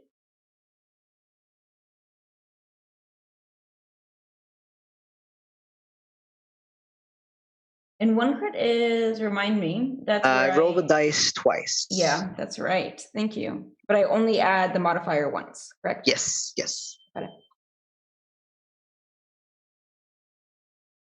Plus, I guess it'd be 9. Boop. Oh. So you thought that'd be higher, but Yeah. it's on you. But there should be 1 more attack, right? Because that's 3 attacks. Yeah, because I didn't add one of the d6s. So 16. Oops, sorry. I accidentally deducted that from you. So 18 overall. Yep. Sorry, Spec. Give me a moment. I accidentally applied the damage to you. It's okay. It Uh, happens. apply damage. This thing's looking bad. Very, very bad, actually. A little more would have done it. Sweet. Anything else, Spec? I think similar to Kappa, I'm going to remain in the hugging position. Mm-hmm. Sweet. It is Under's turn. All the rest of you have kind of like come out of invisibility to by virtue of attacking and what have you. And he now can tell that you are. Trying to assist him. So I know it's 20-foot square. He is going to attempt to cast a produce flame to assist you. He will move away first because that's a ranged attack. He'll move over here. He becomes visible and will hurl a produce flame at the Yeti. Would have had advantage because he would have. Unfortunately, he's not great at attacking, so he misses wildly, and that's all he can do. It is the Yeti's turn. This Yeti is surrounded now. He has his pick of people to choose from. He's gonna go aim for Obo just because like Obo crashed into him. I'm still in my shell. Which means your AC +4, yeah? Or 2? It is. It's an additional +4. Yes, +4. So you see this Yeti angrily tries to attack you once, and the other attack will go to Blaze because Blaze appeared out of nowhere as well. Like, and so the first one is against Blaze. Nope, that was the wrong thing to press. Claw against Blaze, and then Claw against Obo. The first one. The first one will hit Blaze for 25 to hit. That is 5 slashing and 6 cold. Are you, as a Goliath, resistant to cold damage? I can't remember.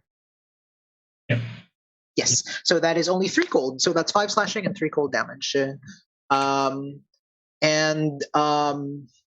Obo, because you are in your shell, the 21 will not hit you. As their claws start like trying to dig their way in. Nobody's home. Nobody's come back later. Klappa, you have this one. You have this one just like mono a mono staring at you.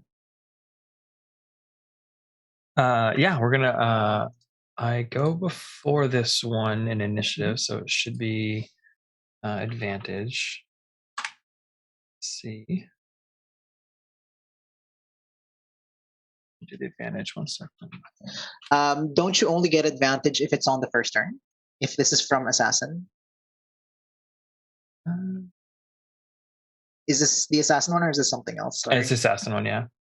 I believe you get advantage on the first turn if they have not yet. No advantage, yeah. However, you can bonus action hide first, as there are trees all around.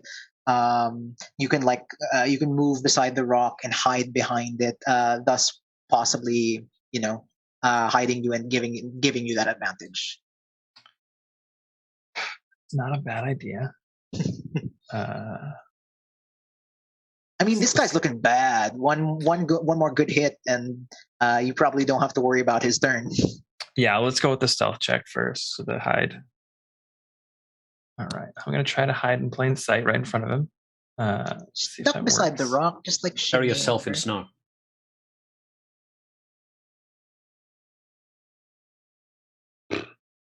That is 12 good enough. Unfortunately, as a 13 passive perception, just under. Just barely. All right. Just under. However, this reminds me. Let's see. Actually, before that, I almost forgot. You also have been gifted a wild magic surge. I want to see if this will help or hinder you. Invis again. Each creature within 30 feet of you takes 1d10 necrotic damage. You regain hit points equal to the sum of the necrotic damage dealt. I believe this Yeti is the only one within 30 feet of you, hopefully. Yes, Spec is just out of the way. Roll me a d10 of necrotic damage. So it'll take 3 necrotic damage, and then you just get to make your regular attack. I gained 3, right? Putting me back to full health? Yeah. Perfect. All right, let's just going for a normal attack here now. Sneak attack.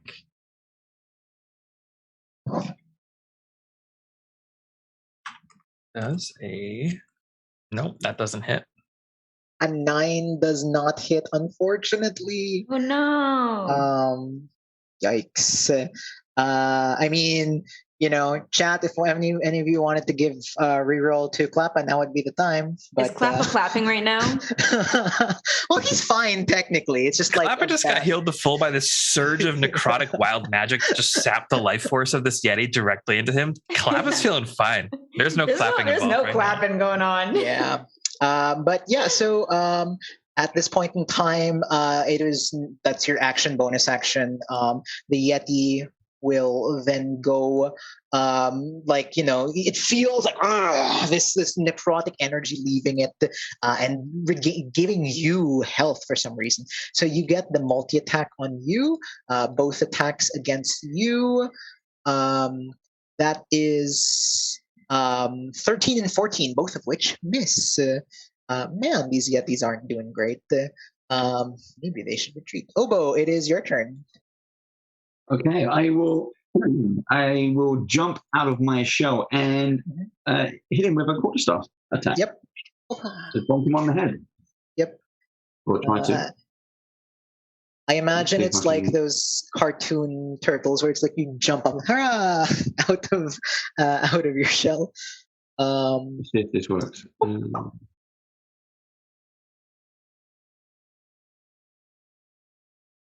Oh, unfortunate. You try, but you try and give me, out of curiosity, give me a performance check right now.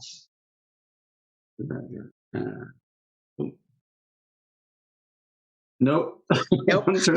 Rather you pop out and stumble a bit. It wasn't very graceful at all. I did not put those crampons on. This brings. Do you have a bonus action? No. That's it. This brings us to. This brings us to Blaze. Finally get a turn. Sorry. Okay, so here's where it gets a little bit weird, because the last thing he heard was Spec saying, we should talk to them and not kill them. And everybody's killing them. So try and use his warm out to knock this Yeti in front of him unconscious. So yep. Do regular attacks, but the idea is not to kill it, it's to knock him unconscious. Knock him prone. Go right ahead. Are we running advantage? No. No, good. That's fine. I'm much better with normal attacks. That's fine.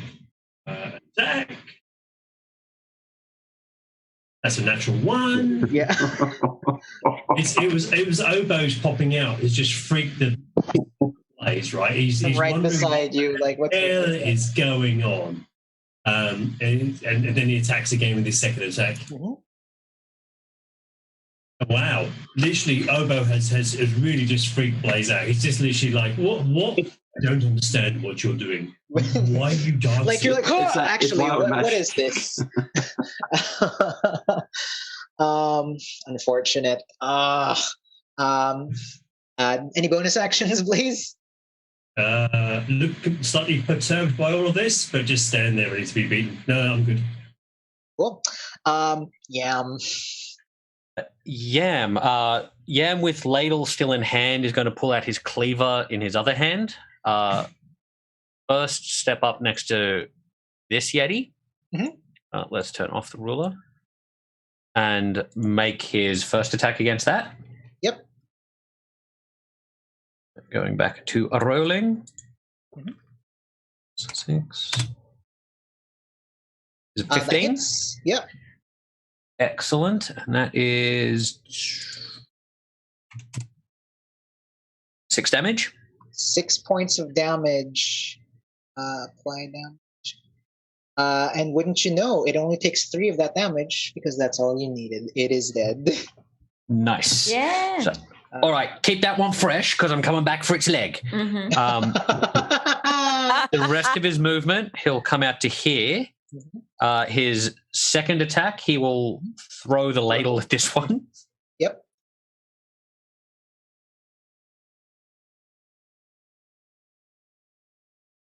It's a crit. There it is, the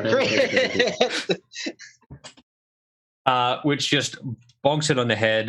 Damage there is Nice, 9 actually. plus 3 is 12. Yep. That was enough to take it out. So you see after like Obo's kind of like hurrah and that distracted Blaze, and even the Yeti was kind of like what the Yam takes advantage of this opportunity, hits him dead, moves over to the next one, throws the ladle as this one is about to try and strike Klappa again, and just like bang! And you guys are out of combat. Unfortunately, because that one is ranged, it cannot be non-lethal. But So I guess it goes handle first. Yeah. Oof. But this one kind of like slumps unconscious. And as you continue to hug it, Spec, you have been bestowed. As you continue to hug it, I will see what happens. You cast levitate. The levitate spell is cast on you. That's amazing. As you're kind of like hugging, like no, wait, don't fall, and just like you are like levitating like over the Yeti as it falls unconscious. Okay, that's that. As it falls unconscious. Yes. Thank God. Okay, so it doesn't fall on me. No, absolutely not. Okay, so that means that the other one is still up, right? No, the other one's dead. Oh, so we're good. Yeah, you're good. You're out of combat. Oh, awesome. Okay. I apologize. My Chrome crashed as we were playing, and now I can't see the map. So this is where I live now. Zoom out. You might be like it might have put you on another part of the map. Like if you zoom out, you might. I've restarted a couple of times, and it says that something isn't enabled, and I've tried to enable it. And I don't see you on the player menu, which means you weren't able to log back in again. Try. We'll figure that out in a sec. But you guys are out of combat. Under walks up to you and goes, I don't know who you people are, but I must thank you profusely. You saved my life. Thank you, he says, and there's this genuine look of like, thank you so much, before he turns and starts to walk away. Are you going back to the village? He is not. He continues walking in a he starts walking away as if looking for something. 1 second. Ander, is that your name, Ander? Oh yes, I am Ander. Well, Runa sent us. Runa? Oh, yes, Runa from the village, yes. There's the big festival, aren't you supposed to go back there? We've been sent to kind of bring you home. Yes, but I am doing something much more important. He says very seriously. Okay. He doesn't volunteer the information. Like he's just, I'm doing something far more important. What's more important than celebrating at the town with all your family and friends? Like it's he says that rather I was awoken last night with a dream, a very very strange dream. There is a prince, and he goes he can tell how kind of nutty this is as he describes it here. He's like, in these mountains, in these woods, there is a prince, I need to find him in this castle, this castle of his, or bring him to his castle, something like that. But he's being held somewhere he's being held somewhere. The dream was very strange. The location was, it was almost as if the sun and the moon existed in the same space. East of the sun, west of the moon. That's just how I saw it. And I knew, definitely knew I have to find this prince. Luckily, I have found an elderly sage in this forest who has promised to help me find such a place. But first, I must find the items and the items required in order to get this information. He says, Well, yeah, like, he's very serious, very much like, no, this is very important. Well, I can see this means a lot to you, but you shouldn't really go walking in the dark woods on a dark night. Maybe we could help you and come along, or maybe we can do that. The sooner we help you get what you need, the sooner we can take you back. Oh, well, actually, that is a very good idea. I don't mind that at all. He says, and he goes, now. I'm looking for something very specific. It is a wax, a bee wax. So I am looking. So it is very strange because you would not normally find bees in this weather, But the sage assures me somewhere here in one of these trees, there are still colonies of bees that sometimes may make their hives, and that I need the wax of this. He says very, very seriously. Well, I can talk to animals if you want me to. If we can find a helpful squirrel or maybe a bird or something, then I can help. He goes, well, if you can do that, that would be a great big help. But while you're doing that, I'm going to continue looking, he says. And he's like, thank you to all of you, bowing and thanks, but continuing his kind of rummaging around. He seems like really determined. Like he is fully aware. It seems to you, it seems he's fully aware of how silly the statements have been. I had a dream. No, I had a dream that there was a prince, or was he a bear? It was one or the other. But he desperately needed help, and I have to help him. All right, good luck. No, turns around Yam, from cutting the leg off the Yeti. No, okay. He's not walking too far, but you can attempt to find some sort of woodland creature. Everybody, Anders seems to be I don't know if he's under some kind of spell or he's even sleepwalking, that kind of thing, But I don't like the way he's walking around on his own, and we've already seen these yetis.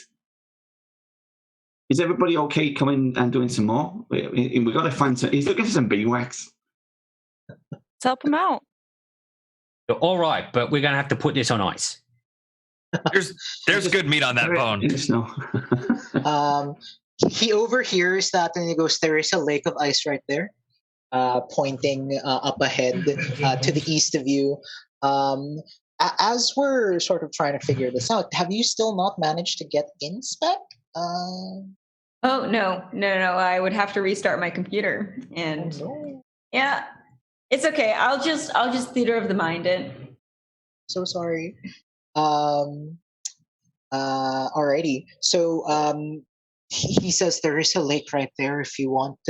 A lot of the lake is frozen over.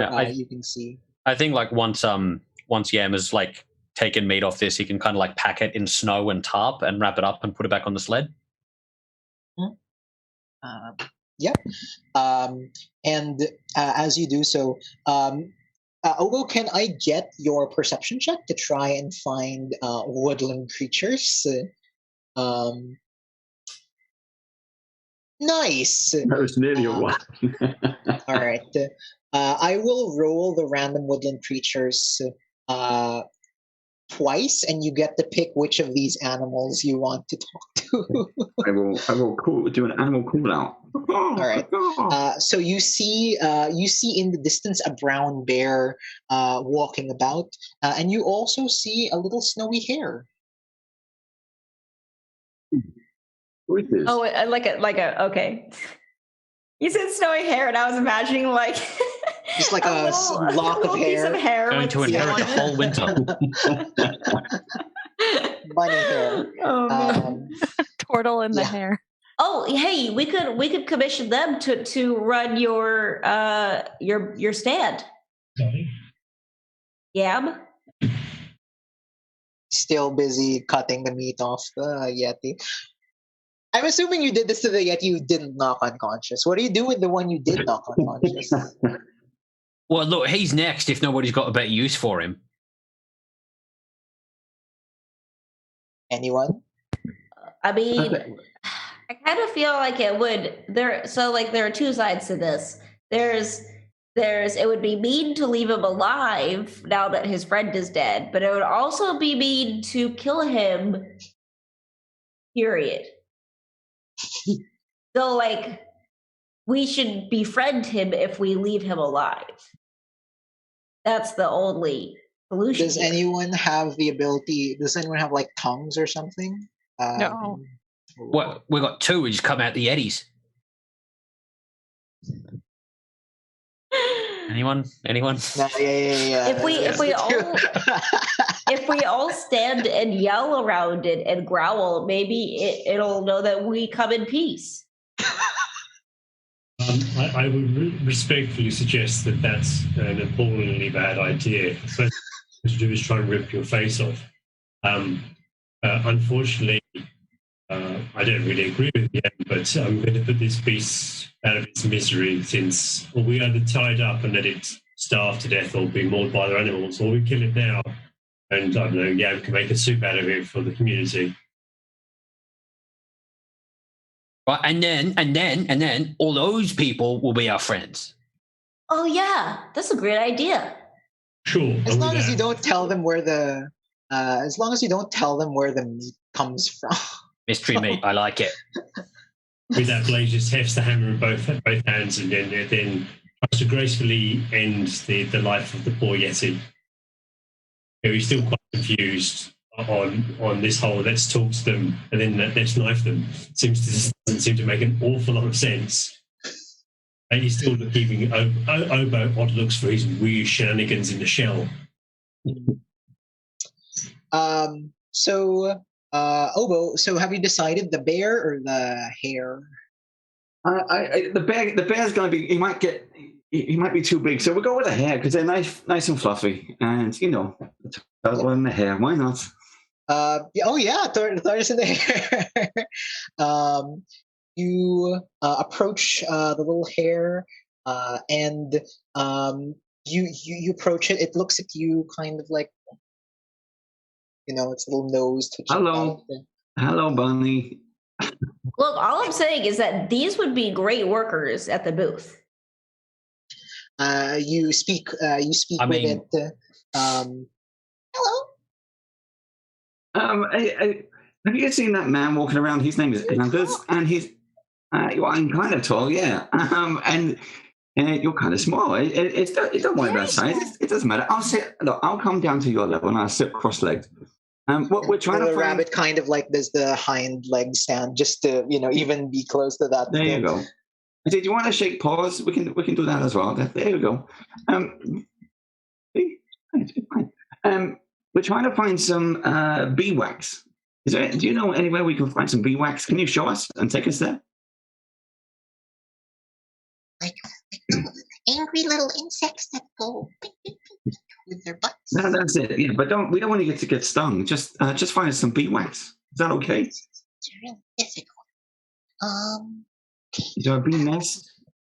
I think maybe I will look for you. Why do you need the stingy butt insects? I don't know. We're trying to help a friend of ours or a new friend. We just found someone wandering around. And they're looking, they kind of need some bee wax. Okay. I don't know why. Or is there anyone that you know? Is there anyone else around here? Well, there's the small lady who lives in There's the a- forest. Oh, Okay. like her. That's Points. The rabbit kind of like gestures with its nose towards Speck. oh, Lives like her. You mean? Oh, okay. Well, how far are they away? Are they nearby? not Like, far. Nearby. I feel like you're talking can about you- me. Yeah. The rabbit does. The hare does look at you, Speck, and the rabbit kind of like hops. No, this way. Come. They're nice. the rabbit says there's someone like you over there. So I'm gonna. There's are no you one coming? like me. I'm one of a kind. Well, I'm maybe now there's Speck. two. There's some could be two of a kind. I don't know. I'm talking to a bunny rabbit. Obo, while you're talking to them, why don't you ask them if they're looking for a job and if they're in need of some compensation? Because there is one back at town directly for this animal. Do you have labor opportunities? Of course, looking to expand. Can you hold a ladle? We'll get you We have some. a forest kitchen run by forest animals. Hmm. The rabbit seems like the hare goes down This way. and like bounces off. Wait, hold on. I'm not as fast as you. Hold on. Yep. I'm just gonna collect you guys to bring you over there to make it a little easier.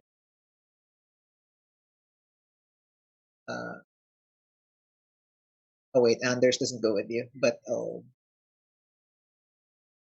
You can move me for me. Yeah. I'm watching it on the stream. So So I moved you guys to the north. And as you arrive, there is a as warm as winter can get. There is a fire going, and you see sort of like dressed just like in very almost druidic looking clothes that you recognize, Obo. They have a druid symbol as well. You recognize that this is a gnome, but as you guys approach them, you hear a voice in you guys' head that goes, "More visitors. I wasn't expecting anyone other than that man over there. Tell me, are you also looking for a prince?" We'll And get this this is a guy back voice to in the. your head. If it'll get this guy back to the village in time for celebrations, we're here to help facilitate whatever it takes. You see the expression on this gnome's face, kind of like she chuckles and laughs, and I think like she's definitely the one who is telepathically speaking with you, because her face like reacts as if she was talking verbally, and she goes, this man is on a grand quest, it seems. I don't know if you'll be able to pry him away from his goals even after you complete my tasks. And she tells you that I honestly think for his benefit, it would suit him better. It would suit him better um, to give up on this chase. The prince of these parts, he cannot be saved.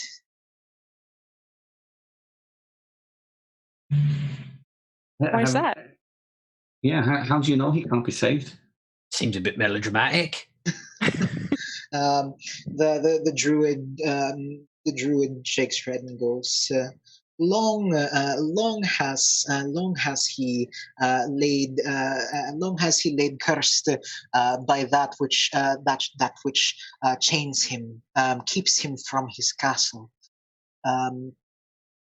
I do not see how meager human as this will be able to put an end to said curse. That's okay. We're not really human.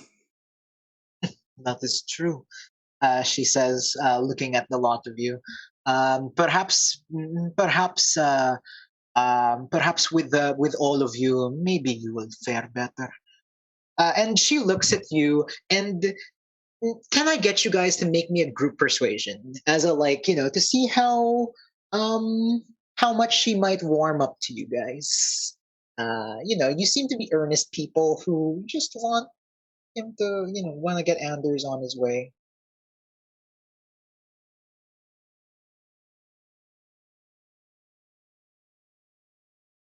I don't know, but the rolls are spectacularly crap. Oh no. 12. 12, 13, 14. We're getting there. Getting there.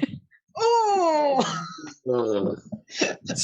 Sorry, what was that? The two confused me at that stage. 21. So there's Ogo got a total of 1. Klappa got 21. Yam got 14. Blaze got 13. What did the others get? 12. 12 and my internet is having a great time. I am. Do you have physical dice? I do. Don't worry, I can just quickly pull your sheet up as you. Alex, as a question, if we use having Spec talk at this druid for about an hour, does that not give us advantage on the threat? No, I'm sorry? If we use Spec as a threat, can that give us advantage? Because she can hear off most people. If we just kind of point to the druids, would that be good? I mean, if that's what you're trying to get at, but it's more of how friendly. We're trying to go for a friendly angle here, aren't we? I got an 18, by the way. Friendly angle. No, I mean, even because it's a group persuasion, even with Obo's 1, unfortunately, you guys this druid looks at you, and I think she sees what Blaze is kind of I think she sees the look on Blaze's face as he looks at Spec, and the thought process that's going through his head, and she can kind of pick that up, and she goes, you seem like good people, and I also fear for that that young man's life, honestly. I know where it is the prince resides. The wax is for a candle. This candle, he said, is the light that will guide the prince back to himself. But you can go but the candle is not needed to find the prince. I just thought if he should have any chance at all of success, he would need it. But if you are in a hurry, I can most certainly show you. Well, we've got some meat that's going to go bad if we don't get Jiffy on. So no one decided to help Ander with his candle search. I mean, with his wax search. So he's just there, and the druid, kind of nods and goes, "All right," and she sort of starts weaving her arms around, and almost through magic, the stars appear, and she enchants together what looks like a star map. At first, it looks like a star map, but then it magically sort of rearranges itself. And as you look at it, you start to understand the terrain and whatnot around you. And as you look at it as well, it's almost as if rather than being able to read the map, it's as if you see the stars on it guiding you to sort of the path which you are meant to take. She enchants this together and hands it to you, saying, there is I very much doubt the prince can be rescued. If anything, rescuing him might just involve rescuing him from the chains that bound him by letting him go forever, if you understand me. She says. I'm sorry, euphemisms aren't my strong. Could you just elaborate just a tiny bit on that, please? She says, the curse that befalls the prince is a strong one. You might find that the only way you can have to break this curse is to end his life, therefore freeing him forever. Well, that's very fortunate. Yeah. I know how to do that. We've got some people that are very capable of that. What? I'm not a murderer. He said capable. He didn't say murderer. Helping people out. Now, if this priest is some kind of livestock, then we can have a conversation. It's not the priest you're meant to murder. I hand Yam back his ladle covered in Yeti blood. Let's just wipe that off. So she said she gives you Hana gives you the directions as good luck, and she says I don't think you'll be able that young man has got ideas in his head. I'm not sure you'll be able to disavow him of, but all the best. She says and says you can tell him the candle is no longer necessary, or you can tell him you found the candle. Something. Is that a euphemism? And then we've found a candle. No, it is wax that I am to make into a candle. It is. But with the human, that seems very strange. I feel like I missed something quite. I think I'll just let Devessa finish this and stand in the corner for a while. Yeah. She kind of like explains it again, just because it's not that she's exasperated or anything, but it's like no, because like this is all telepathic. She's like no, the candle will help will light the way for the prince to be freed. That is what the curse says. But you may go to the prince without the candle. I just thought that he would need it. You can spend some time looking for the wax, but if you're in a hurry, it would kind of like it was about an hour travel. It would kind of be about 4 p.m. right now, 3 to 4 p.m. So you have it takes you about like an hour to get back, but you don't know how far. Like judging by this, it might even take you an hour to get to where this prince might be.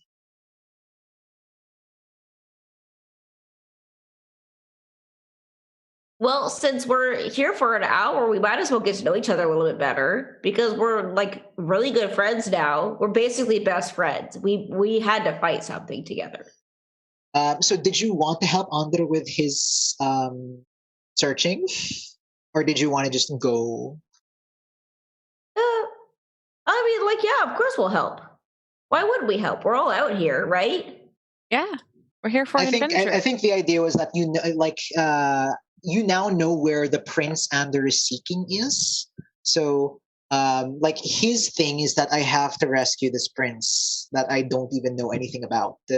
But I have to rescue this prince, and this druid told me I need wax for a candle, and the druid's like, yeah, you need wax to help rescue the prince, but I can actually tell you where the prince is if you just want to go. Yeah, let's just skip that whole candle thing. Yeah, no candle. Ander goes, are you taking Ander with you, or are you letting him kind of like search alone? He seems a bit bewildered in his search. Do we need to? Well, if we go in and find him, tell him we found the candle. Can he go back to the village? No, he is definitely going to come with you. You get the impression this is my mission now. He's very much I have to. And in fact, like in the course of your conversation, he will say, "Is not part of the dance of lights, part of the whole symbolism of lights is lighting the way." And I think that this is what I am here for. This is what I am meant to do, to help this prince find his way. Okay. You go, though. Okay. If I move a bit over, if I go and stand by the lake, can I see Ander anywhere? Yeah. And there's just he's literally just around the area. So if you walk, and there's right. I'll go bring him back to where everyone is. So yeah, we found the candle. We've done that. On to the next quest. Yep. And he goes. He is very happy with this, and will happily accompany you to the castle, which what he calls the where what the druid says the castle wherein the prince resides. He is more than gung ho to do this. Ignore the rolling of dice. That was just placing Ander down. Okay. And we will. Can I get all of you to roll me survival checks to see how long this takes?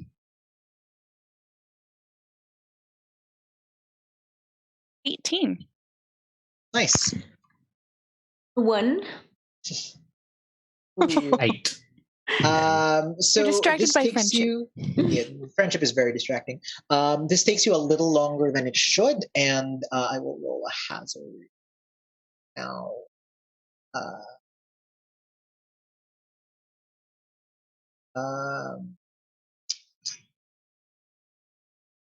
Crap.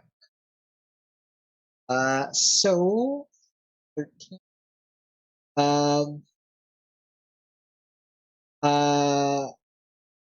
Would anyone be walking further? Like, would anyone be like walking up ahead, or leading the way in this, or are you all just like trying to stay as close together as possible? No, I think Klappa is definitely taking the lead. Sure. As the skilled trapper that knows these hills inside and out and then rolled. Yep. How are you feeling? How is Klappa feeling? Klappa's tip top. Cool. Yeah. Sweet. No clapping? No clapping. I do want to ask Ander. Is it Ander? Yeah, Ander. Yeah. So is the reason? So I understand that you don't actually know who this prince is, and I get it. Sometimes you just have to go find someone, and sometimes you just have a yearning to find a new friend. Is that why? Is it because you heard of this person and you want to be their friend, or why are you going after them? I think yes. I think it is something like that. Yes, it was a very cryptic dream. I saw him as a man, or a shape of a man, and he seemed sad and lost, and something about that dream told me I could save him, that I would be able to be the one to assist. I get it. You're saying a lot of things that make a lot of sense, because friendship is a deep motivation, and all I wanted to do was understand what your motivation was. And now that I know it's just friendship, I'm here for you. He is a friend I have yet to meet, Oh, no, I get it.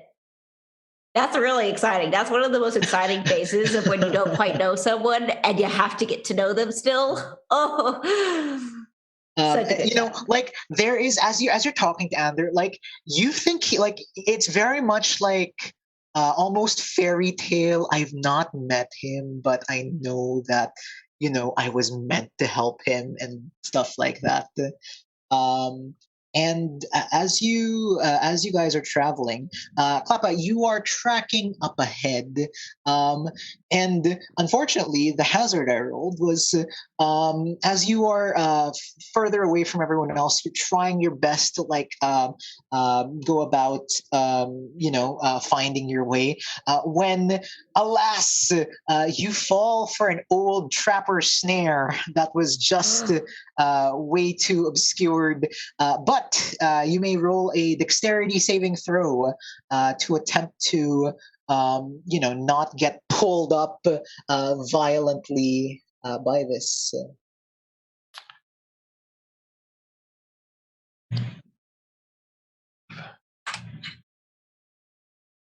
Oh, I'm in the air. You are in the air and you whack against the tree for 5 points of damage. Which you can uncanny dodge if you want. I saw that tree coming. I can uncanny dodge. Yeah. Like as the snare is whipping me into the air, I'm probably like, oh, this old rickety snare. I should have seen this coming a mile away. So, are you just being grabbed and then you're just immediately? Yeah. Upside down, just. You can cut yourself off easily with your claws. I will describe before bringing you to the map, or actually, I should start loading you to the map because it takes you a while to get there. Before bringing, as you travel, it's about like 5 in the evening. You think that you could get there before? No, it's like 4:30. No, it's fine. It's fine. You'd be able to get back in time if you rushed. You see in the distance, like you've been traveling for quite some time. You see in the distance, at first with the snow and like the sort of like the refraction of light against ice and rime and snow, you think you see a glittering keep standing in the distance. This beautiful, almost fantastical castle.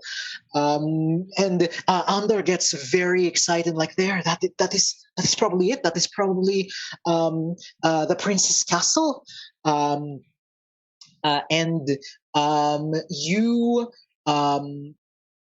you guys approach it. Under like will even like jump off the sled if he was on it, like kind of like try and like walk a little faster. He's not going to run that far ahead of you, but like he's very excited, will walk a little faster. But as you guys approach, you see the glittering blue lights that sort of like reflect from the crystals of ice start to take on like a different shape. You start to see that it's not really what it seems, and the closer you get, the more this beautiful keep starts looking like a decrepit ruin of something. Every now and again, it's really strange because when the light hits it, when what little light is around hits it just right, it still looks like that beautiful keep. But the closer you get, the more you see it for what you think it really is, which is a horribly dilapidated set of ruins. In this ruins, ahead, you can already see a faint reddish light that is coming from the inside, and this faint reddish light and large shapes that sort of like make move around in the center of this keep. You are at the bottom of the map, bottom right of the map. And as you sort of like walk up to like get close by, not only do you see these creatures, actually, do you see where you are on the map, and do you see what do you see of the map? I'm at the bottom right hand corner. Yes. And most of it is black, apart from if I zoom out, I can see the central circle. Sure. That means I will just turn off. Should I be able to see a giant bear and 2 wolves? Yeah. Cool. If you have vision that far, you should. You don't want to turn those off? No. No, fair. I've let all of you see now because the light, it's quite open. The light is bright. I've just dimmed everything down slightly so it is darker. So the rest of you should be able to see now the center of the map and yourself as well. Like you see like clear trails of blood and other things that have been dragged through the snow. Like it's already that dark, almost brown color. But you see in the light what looks like a huge bear sort of like lying down on the ground. They seem like they're in pain or something. Like they're just those bear noises when they're like just not comfortable. However, as a druid, you recognize that this is not just like an ordinary bear. Like there's something up with this bear. It's a vague, like it's vaguely a little more humanoid than a bear should be. But by the bear, but while the bear is like while the bear is like, writhing on the ground. Writhing seems like the wrong word, but like writhing on the ground, there is sat on like a broken throne, what looks like an eladrin, just sitting there with two wolves beside them, and they're like petting the wolves. Not at all menacingly, or just like relaxing, and they seem to be. It seems as if they're talking to the bear. You can see that they're like saying something, though you can't quite hear it as of yet. It looks like Anders is almost like likely to run ahead of you if you don't stop him. Honestly, You should stop him from running ahead. Don't run ahead. But what is going? Like he goes, then come with me, he says, as he he can't like give an excuse of why he's not gonna run ahead. So come with me then, and he begins walking. Hand on his shoulder. Yeah, we'll follow him. Yeah. I think I have suspicions on what this curse may be, but I don't want to make any assumptions too early. Yep. So Ander like walks ahead, and as you sort of approach, the Eladrin kind of like looks up at you and goes, "Yes, amazing. Welcome to my beautiful castle." And sometimes when you like in your peripheral, it does almost look like the keep is beautiful, but then when you actually look at it, it is like wretched and broken and all of that. But when when this Eladrin approaches you, they say like. Oh, welcome. I am. Welcome. What can I do for you? I am Princess Juljin. Hello, it's a pleasure to meet you. My name is Speck. Are you in need of friends? Because I'd love to be yours. And also, thank you for hosting us. I'm more than happy to be your friend. Nice. All right. So we're on the same team. I make an insight check. Yeah, go ahead. Klappa's just like, I can imagine Klappa just there on the side, like eyes looking from one to the other. It is whatever you think is going on, Klappa. I'm a little suspect show, so I'm just gonna back away a little bit from the group and just try to stealth. Okay. Make me your stealth roll. 21. Alrighty. Oof. Okay. Alex, is indicated to make an insight check at the same time, please. Sure. Yeah. You're all watching this conversation. Oh, that's much better. Blaze, you see that from Princess Juljin's expression, they seem to be like.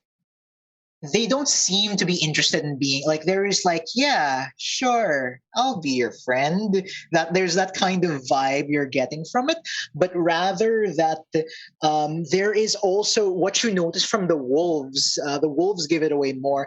There's like defensive like body language to them, like it's very unwelcoming. Even like they're saying no. Welcome, come in. Thank you. So what's your favorite color? My favorite color is white, of course. Okay, and your favorite song? This is what friends tell each other. You like the rest. If anyone has a passive insight of 15 or higher, you can tell Juljin is like easily, like really, really easily getting annoyed. Which these are simple questions. Like there is like they're smiling and they're like they're answering the question. Yeah, we'll come up next to Spec. Ask her if she wants some soup. Oh, good one. Do you want some soup? My friend here makes really good soup. Behind her, nodding. fast breads. Also, like, there's a food truck back in town that you could visit. They need a little bit more customers. You could be number one. When you mention like town, like the idea of people, more people, like there's like this look of like We can also get it delivered. agitation. There's a delivery service. No, Shelby, it's fine. Everything is all right. I'm good for your meal. Would you like? Sorry. Yep. I was going to say, as Spec is, I don't know, slowly interrogating the Galadriel prince at this point in time. Blaze gently says through. I believe the prince, like the last two friends Spec talked to, any minute now we'll all be hugging them. I'd be ready for that. So I will just clarify. This person has introduced himself as Princess Joljin. And Ander is very confused. Like, you see Ander is like, this... What's like, and Ander can't take his eyes off the bear, like, who is like Princess Joljin has like walked over to in front of you, almost like putting her body like in the way of your view of this bear, even though she is a smaller lady.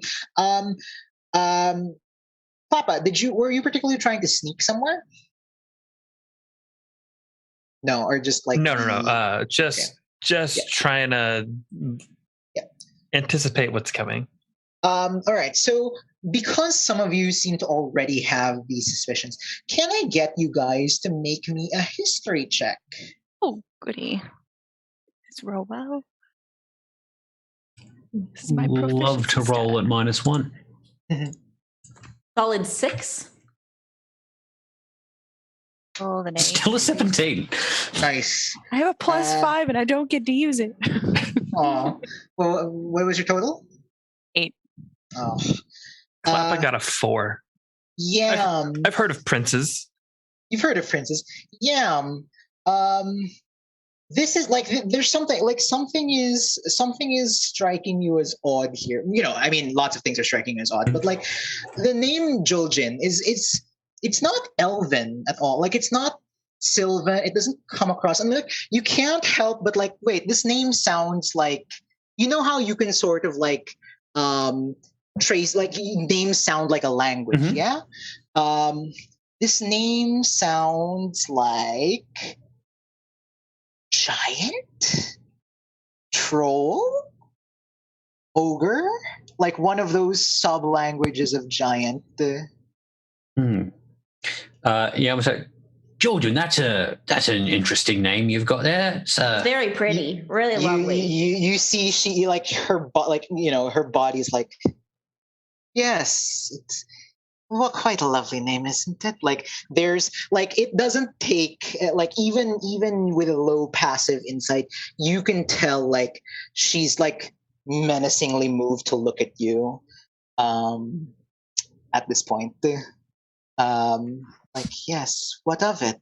Like, that's the vibe you get. She doesn't say that, but like, yes, it is a lovely name, isn't it? Well, yes, I think it quite is. Was that a family name by any chance? She goes, she looks at you, and she's gonna make an insight check.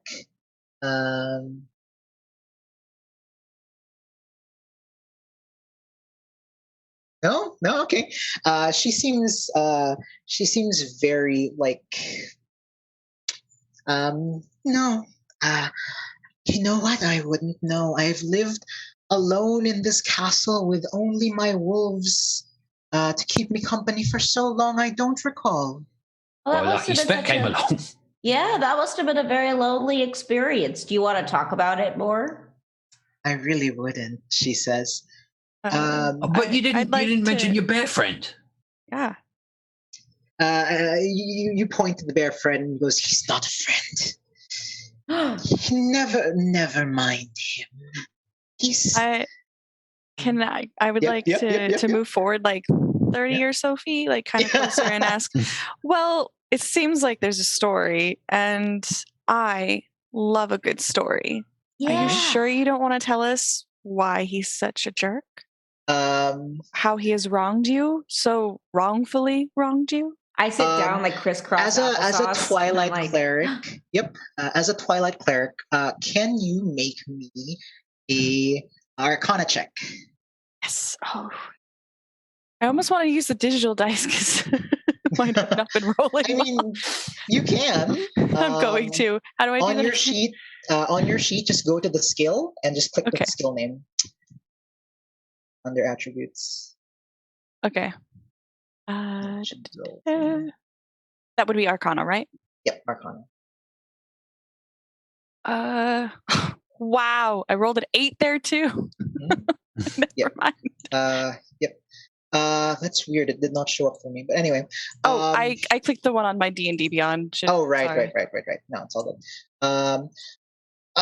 She. You know what? I'll give this to you at advantage because you guys have the star map. One more try. Come on, digital. Okay, 18. There we go. So as a Twilight cleric, and also like because you guys were given the star map of this location, you recognize like the ley lines that have been placed here. And you also notice the bear is kind of like, it seems like the bear can't get up, and it's as if they're trying to move out of it. You recognize this as the way the stars have been moved around on this pattern. Like the way the pattern is stars moved around on the ground to keep the bear sort of like restrained there. And when you realize this, the bear kind of gives you a look that's more like, like with more feeling, much like, a human might. And like there is a pleading look of help me on their face. And she goes, no, it is too like, you're realizing that as you ask her the question, like, it's too long a story. I shan't bother you with this, as the wolves start to sort of like advance as well, as if sensing their master is agitated. Yep. What do you guys do? I'll step up alongside the rest of the party at the front, which makes sense as a place for me to be. Yep. Nothing like aggressive yet, just like tight grip on the ladle as he stirs his soup. Yep. And she goes, no, please.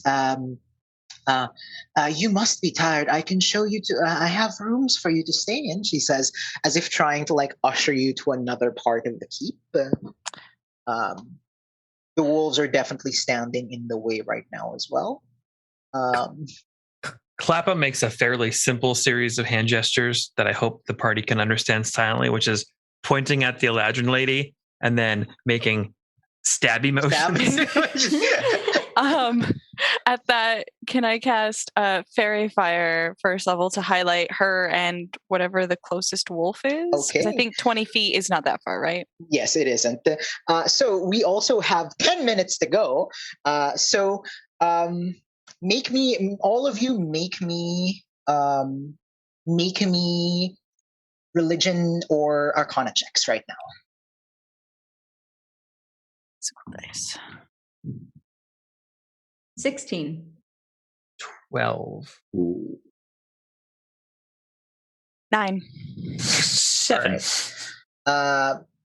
Blaze, 17.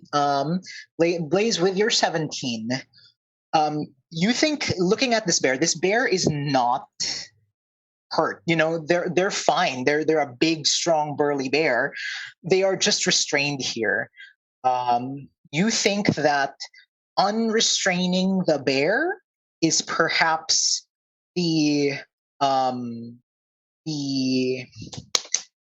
will greatly help if you are in a fight.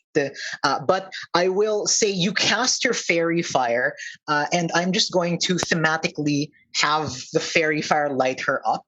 And as your fairy fire lights Princess Joljin up, it doesn't highlight the her outline of her eladrin shape, but instead you see the outline is far larger, far taller than she is.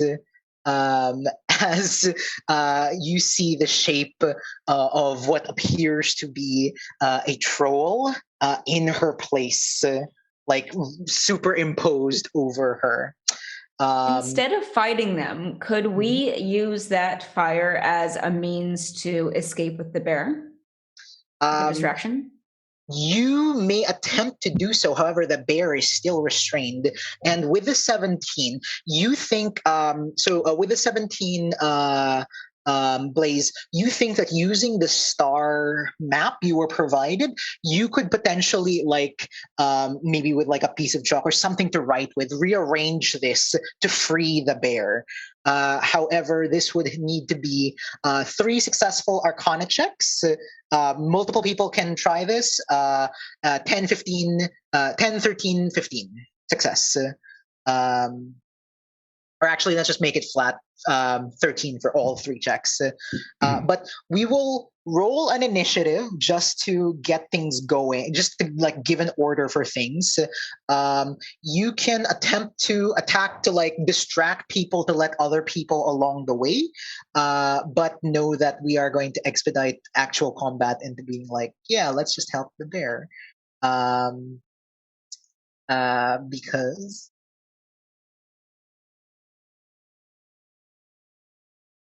Okay, so you want us to roll initiative? Yes. Okay.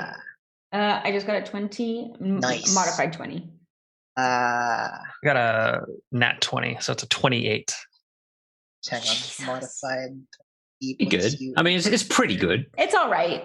As far as initiative goes, I guess. There. Oh, I rolled it finally, and it was 20. Yeah. Nice. What does that bring your total? Because it didn't do the thing. 21. All right, puts you over there. So Klappa, Blaze, you realize this. Do you shout this information out for everyone? Oh yeah, it's the final fight scene, and hopefully Spec writing this down. So blah blah blah blah blah blah. The bear, free him. And Devesa, on your next roll, you have advantage as well from lovely person in chat. Let's see. So Klappa, you are off first. Sorry, Klappa is first. I just needed to tell you that before I missed it. Klappa, you Blaze has told you definitely freeing this bear with an Arcana check is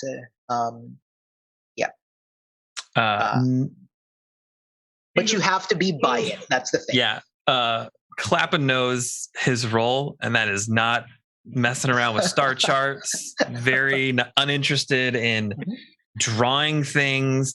Yep. Don't even really have terribly prehensile thumbs. So just gonna do my best to buy the team some time.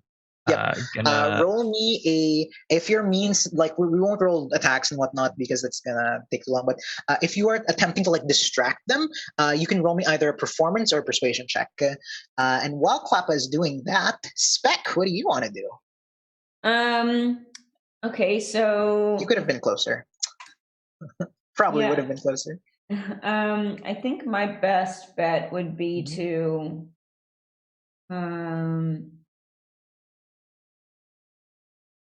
exactly how is the bear, is it chained up? No, it is magically restrained. Oh, it's magically restrained, that's right. Okay. So I think my best bet would be to hit the also distract and hit the princess. Make me a persuasion or performance check.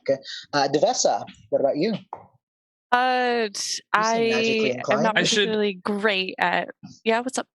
Oh, I was going to say, I should clarify. When I said I'm going to distract, I didn't mean make a persuasion check. I meant run in, get an auto crit from assassin, stab this troll in the face, and run away. Yeah, sure. Make me your attack rolls, and if they hit, I will. Oh, cool. Yeah. Okay. But you do have advantage. You know that you're Yes, feeling quite lucky. there's no playing around. The fairy fire revealed she's not Yeah. whom she seems. This poor So bear. you would go up to the bear. I would third level witch bolt. Oh, okay. Is anyone gonna try and free the bear? But yeah, that would hit. I can't. I don't think I could get through the wolves. There is space, but alrighty. So I'm going to say that with all those attacks, they would have hit. So what it is right now is these creatures are distracted for the next turn because those were 3 separate people attacking, and she will remain distracted. If someone were to go and try and attempt this check, they would have advantage because she's not there trying to rip them away from the prince, and the prince is gave the game away. The bear is trying to help you in a way. So I mean, Andres can try. Yam can try as well. The monsters are thoroughly. I mean, the troll and her wolves are thoroughly distracted. I'm sure they are, but I'm rocking a -1 to intelligence. You can always try. Yeah. He will run straight past the occupied enemies, say, look, I really hope this is going to knock the gem right out of your donut, and try to do magic. So I will make an Arcana check. Arcana check.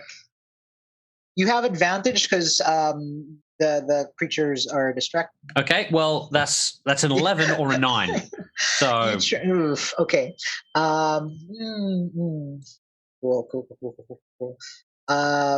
The bear is like looking at you like it's almost as if it wants to talk, but it can't even open its muzzle.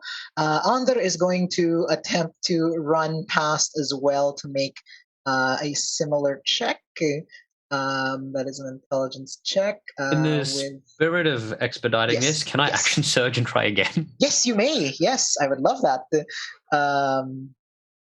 13 is what you need. Nope. Oh gosh. Obo. I think it's got something to do with the ground, or stars. Not. Those are the options. There's like it is to do with stars. I'm going to try to get there and just assist the bear. Try to pull apart whatever it's wrapped into. It's not actually wrapped in anything. Like it is magically it's just being held by the magic. Yeah, like hold monster almost. Can I do like a localized dispel magic? Unfortunately, dispel magic. Yes. I will say that if you can roll a 15 on this dispel magic, you will be able to partially free, actually start freeing the bear. Let's give that a try.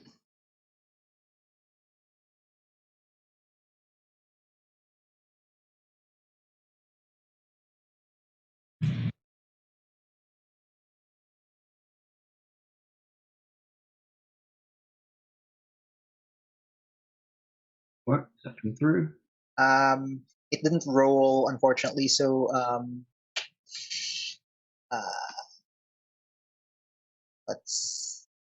where's your dispel magic?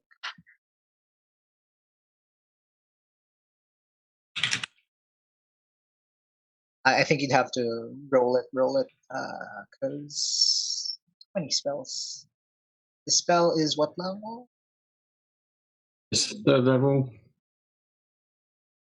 Oh, okay. I might have.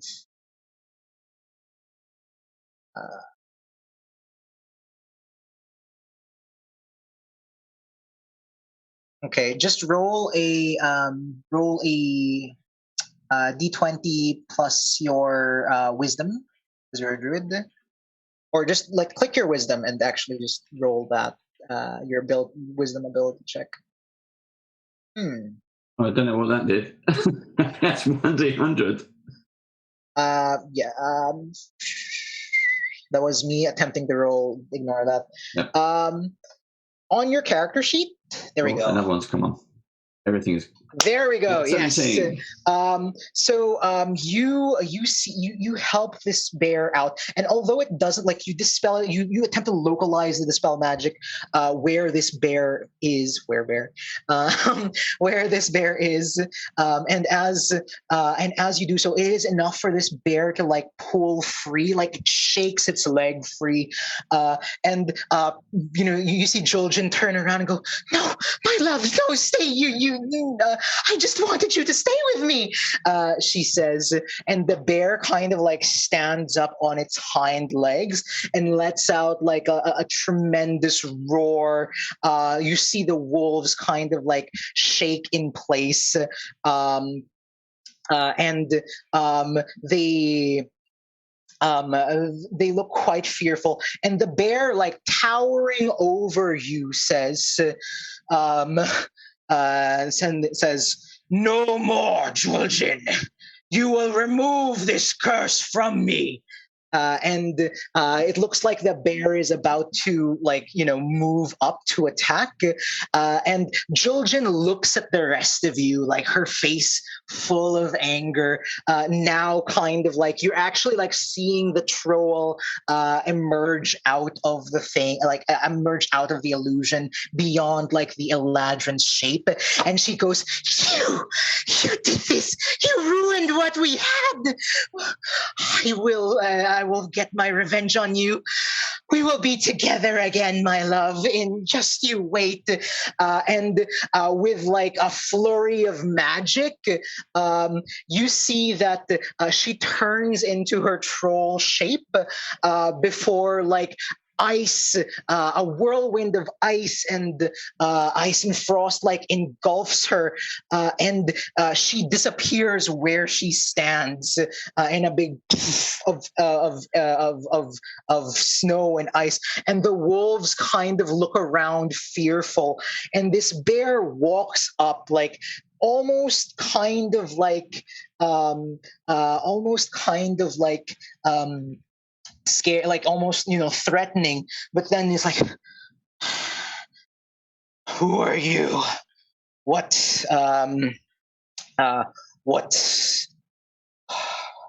is it? Are you here to mock me as well?" He says about like his cursed form. And Ander, who has been kind of like in shock at this time, walks up to the bear and goes, "No, Your Highness, we are here to set you free." And like he looks to the rest of you like almost like happy, like, "Hey, like amazed, like you guys helped, you guys did it." Like he looks at you, and the bear looks looks skeptically at all of you. And then the bear goes, "Why should I believe your words? Many have come seeking my treasure, seeking my power. How do I know you are not like her?" he says.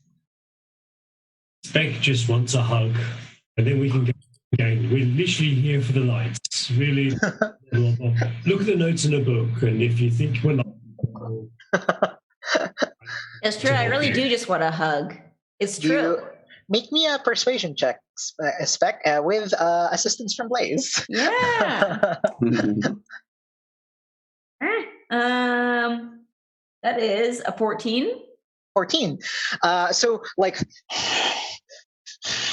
and like I just want a hug, and like you approach and like it's that cautious like bring it in, like and like they don't move towards you, but they're obviously like not gonna stop you. And it's like hugging like a really really big dog who's just kind of like when big dogs are like agitated still, but you can still hug them and they're not going to freak out on you. It's like that, and you just like, because you're so small, you just like hug this bear's leg. And he looks at you, and he looks at all of them, and he looks at Obo especially for freeing him from the trap, from the trap. And he goes,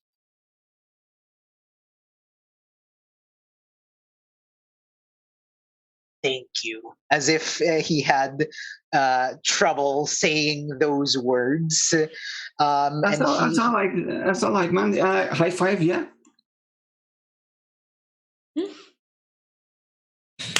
like this. You put it up and you go, there we go. There we go. And the prince says, the prince says,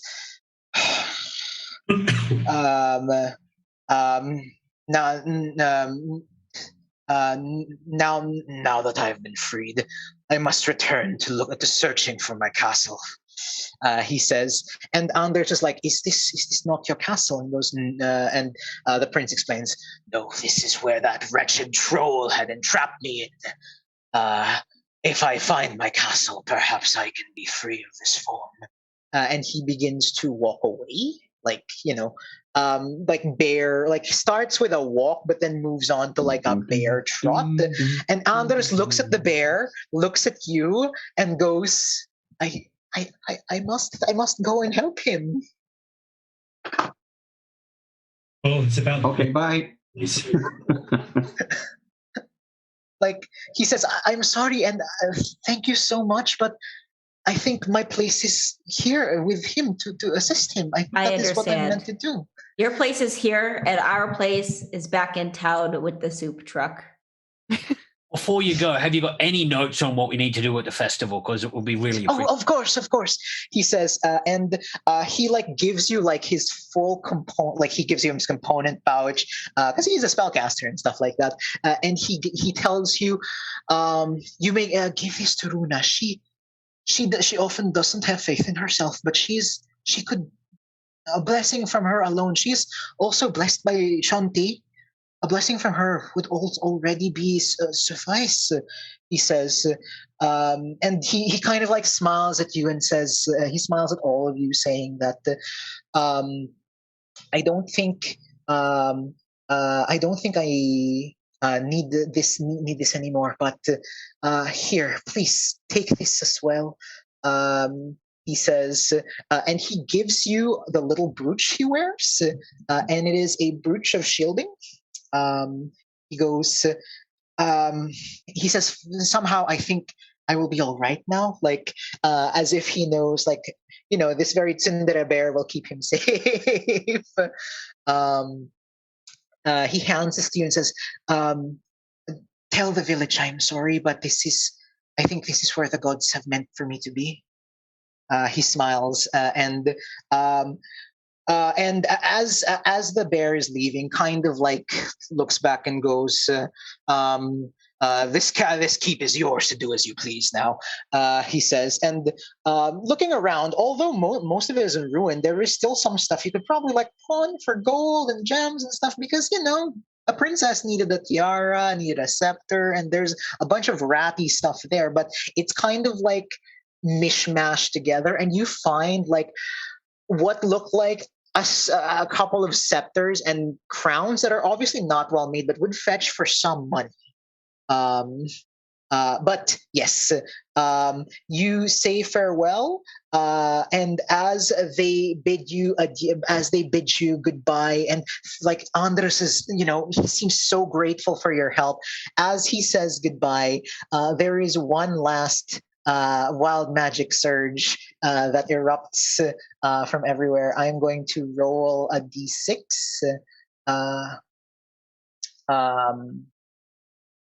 And a 3, 1, 2, 3 is Klappa. As he says goodbye, do you say goodbye, Klappa? What do you do? Like as they're waving goodbye to you? I just pat him on the shoulder and I say, "You're gonna freeze to death out here." He goes, "I think I will be fine." And as you kind of like pat him, almost like from outside of your hand, illusory butterflies kind of like flutter out. And for the next minute or so, Klappa, you are just followed by butterflies, just like everywhere. You're gonna die. Just quietly clapping, and the butterflies are flapping. They're gonna die. You head back to town. Runa's kind of like, what? what happened, but you explained the story, and although it was quite a wild ride, it is at least a story, and maybe one day you will run into Andres and this bear prince once more. But today is not that day, and they kind of go, okay, that's kind of weird, but I guess we can get another priest and continue the celebration tomorrow. And you guys are treated as heroes, sort of. Yeah, I mean, you found them. Free drinks. Free drinks. And yeah, I think that's where we. I think that's where we'll end this off for tonight. Thank you all for joining. Sorry, that was like a little crammed at the end. But hopefully, you guys enjoyed that little bit of chaos. Thanks for everyone for watching as well, and all the people who just like allowed the chaos to ensue. Once again, thanks to BD&D for sponsoring this, and also congratulations to Dragon's Fire. It's got a Y, for winning the draw. Congrats! Hey. Congrats! Well done, Dragon's Fire. I'm sorry if I'm pronouncing that wrong, by the way. And thank you guys so much for playing, and thank you guys for watching. And yeah, I hope Thank you so much. Thank you, everyone. Thank you so much, Alex. Thanks, everyone. Oh boy, I think the Yeti fight took longer than I expected. I'm sorry. Bye, everyone.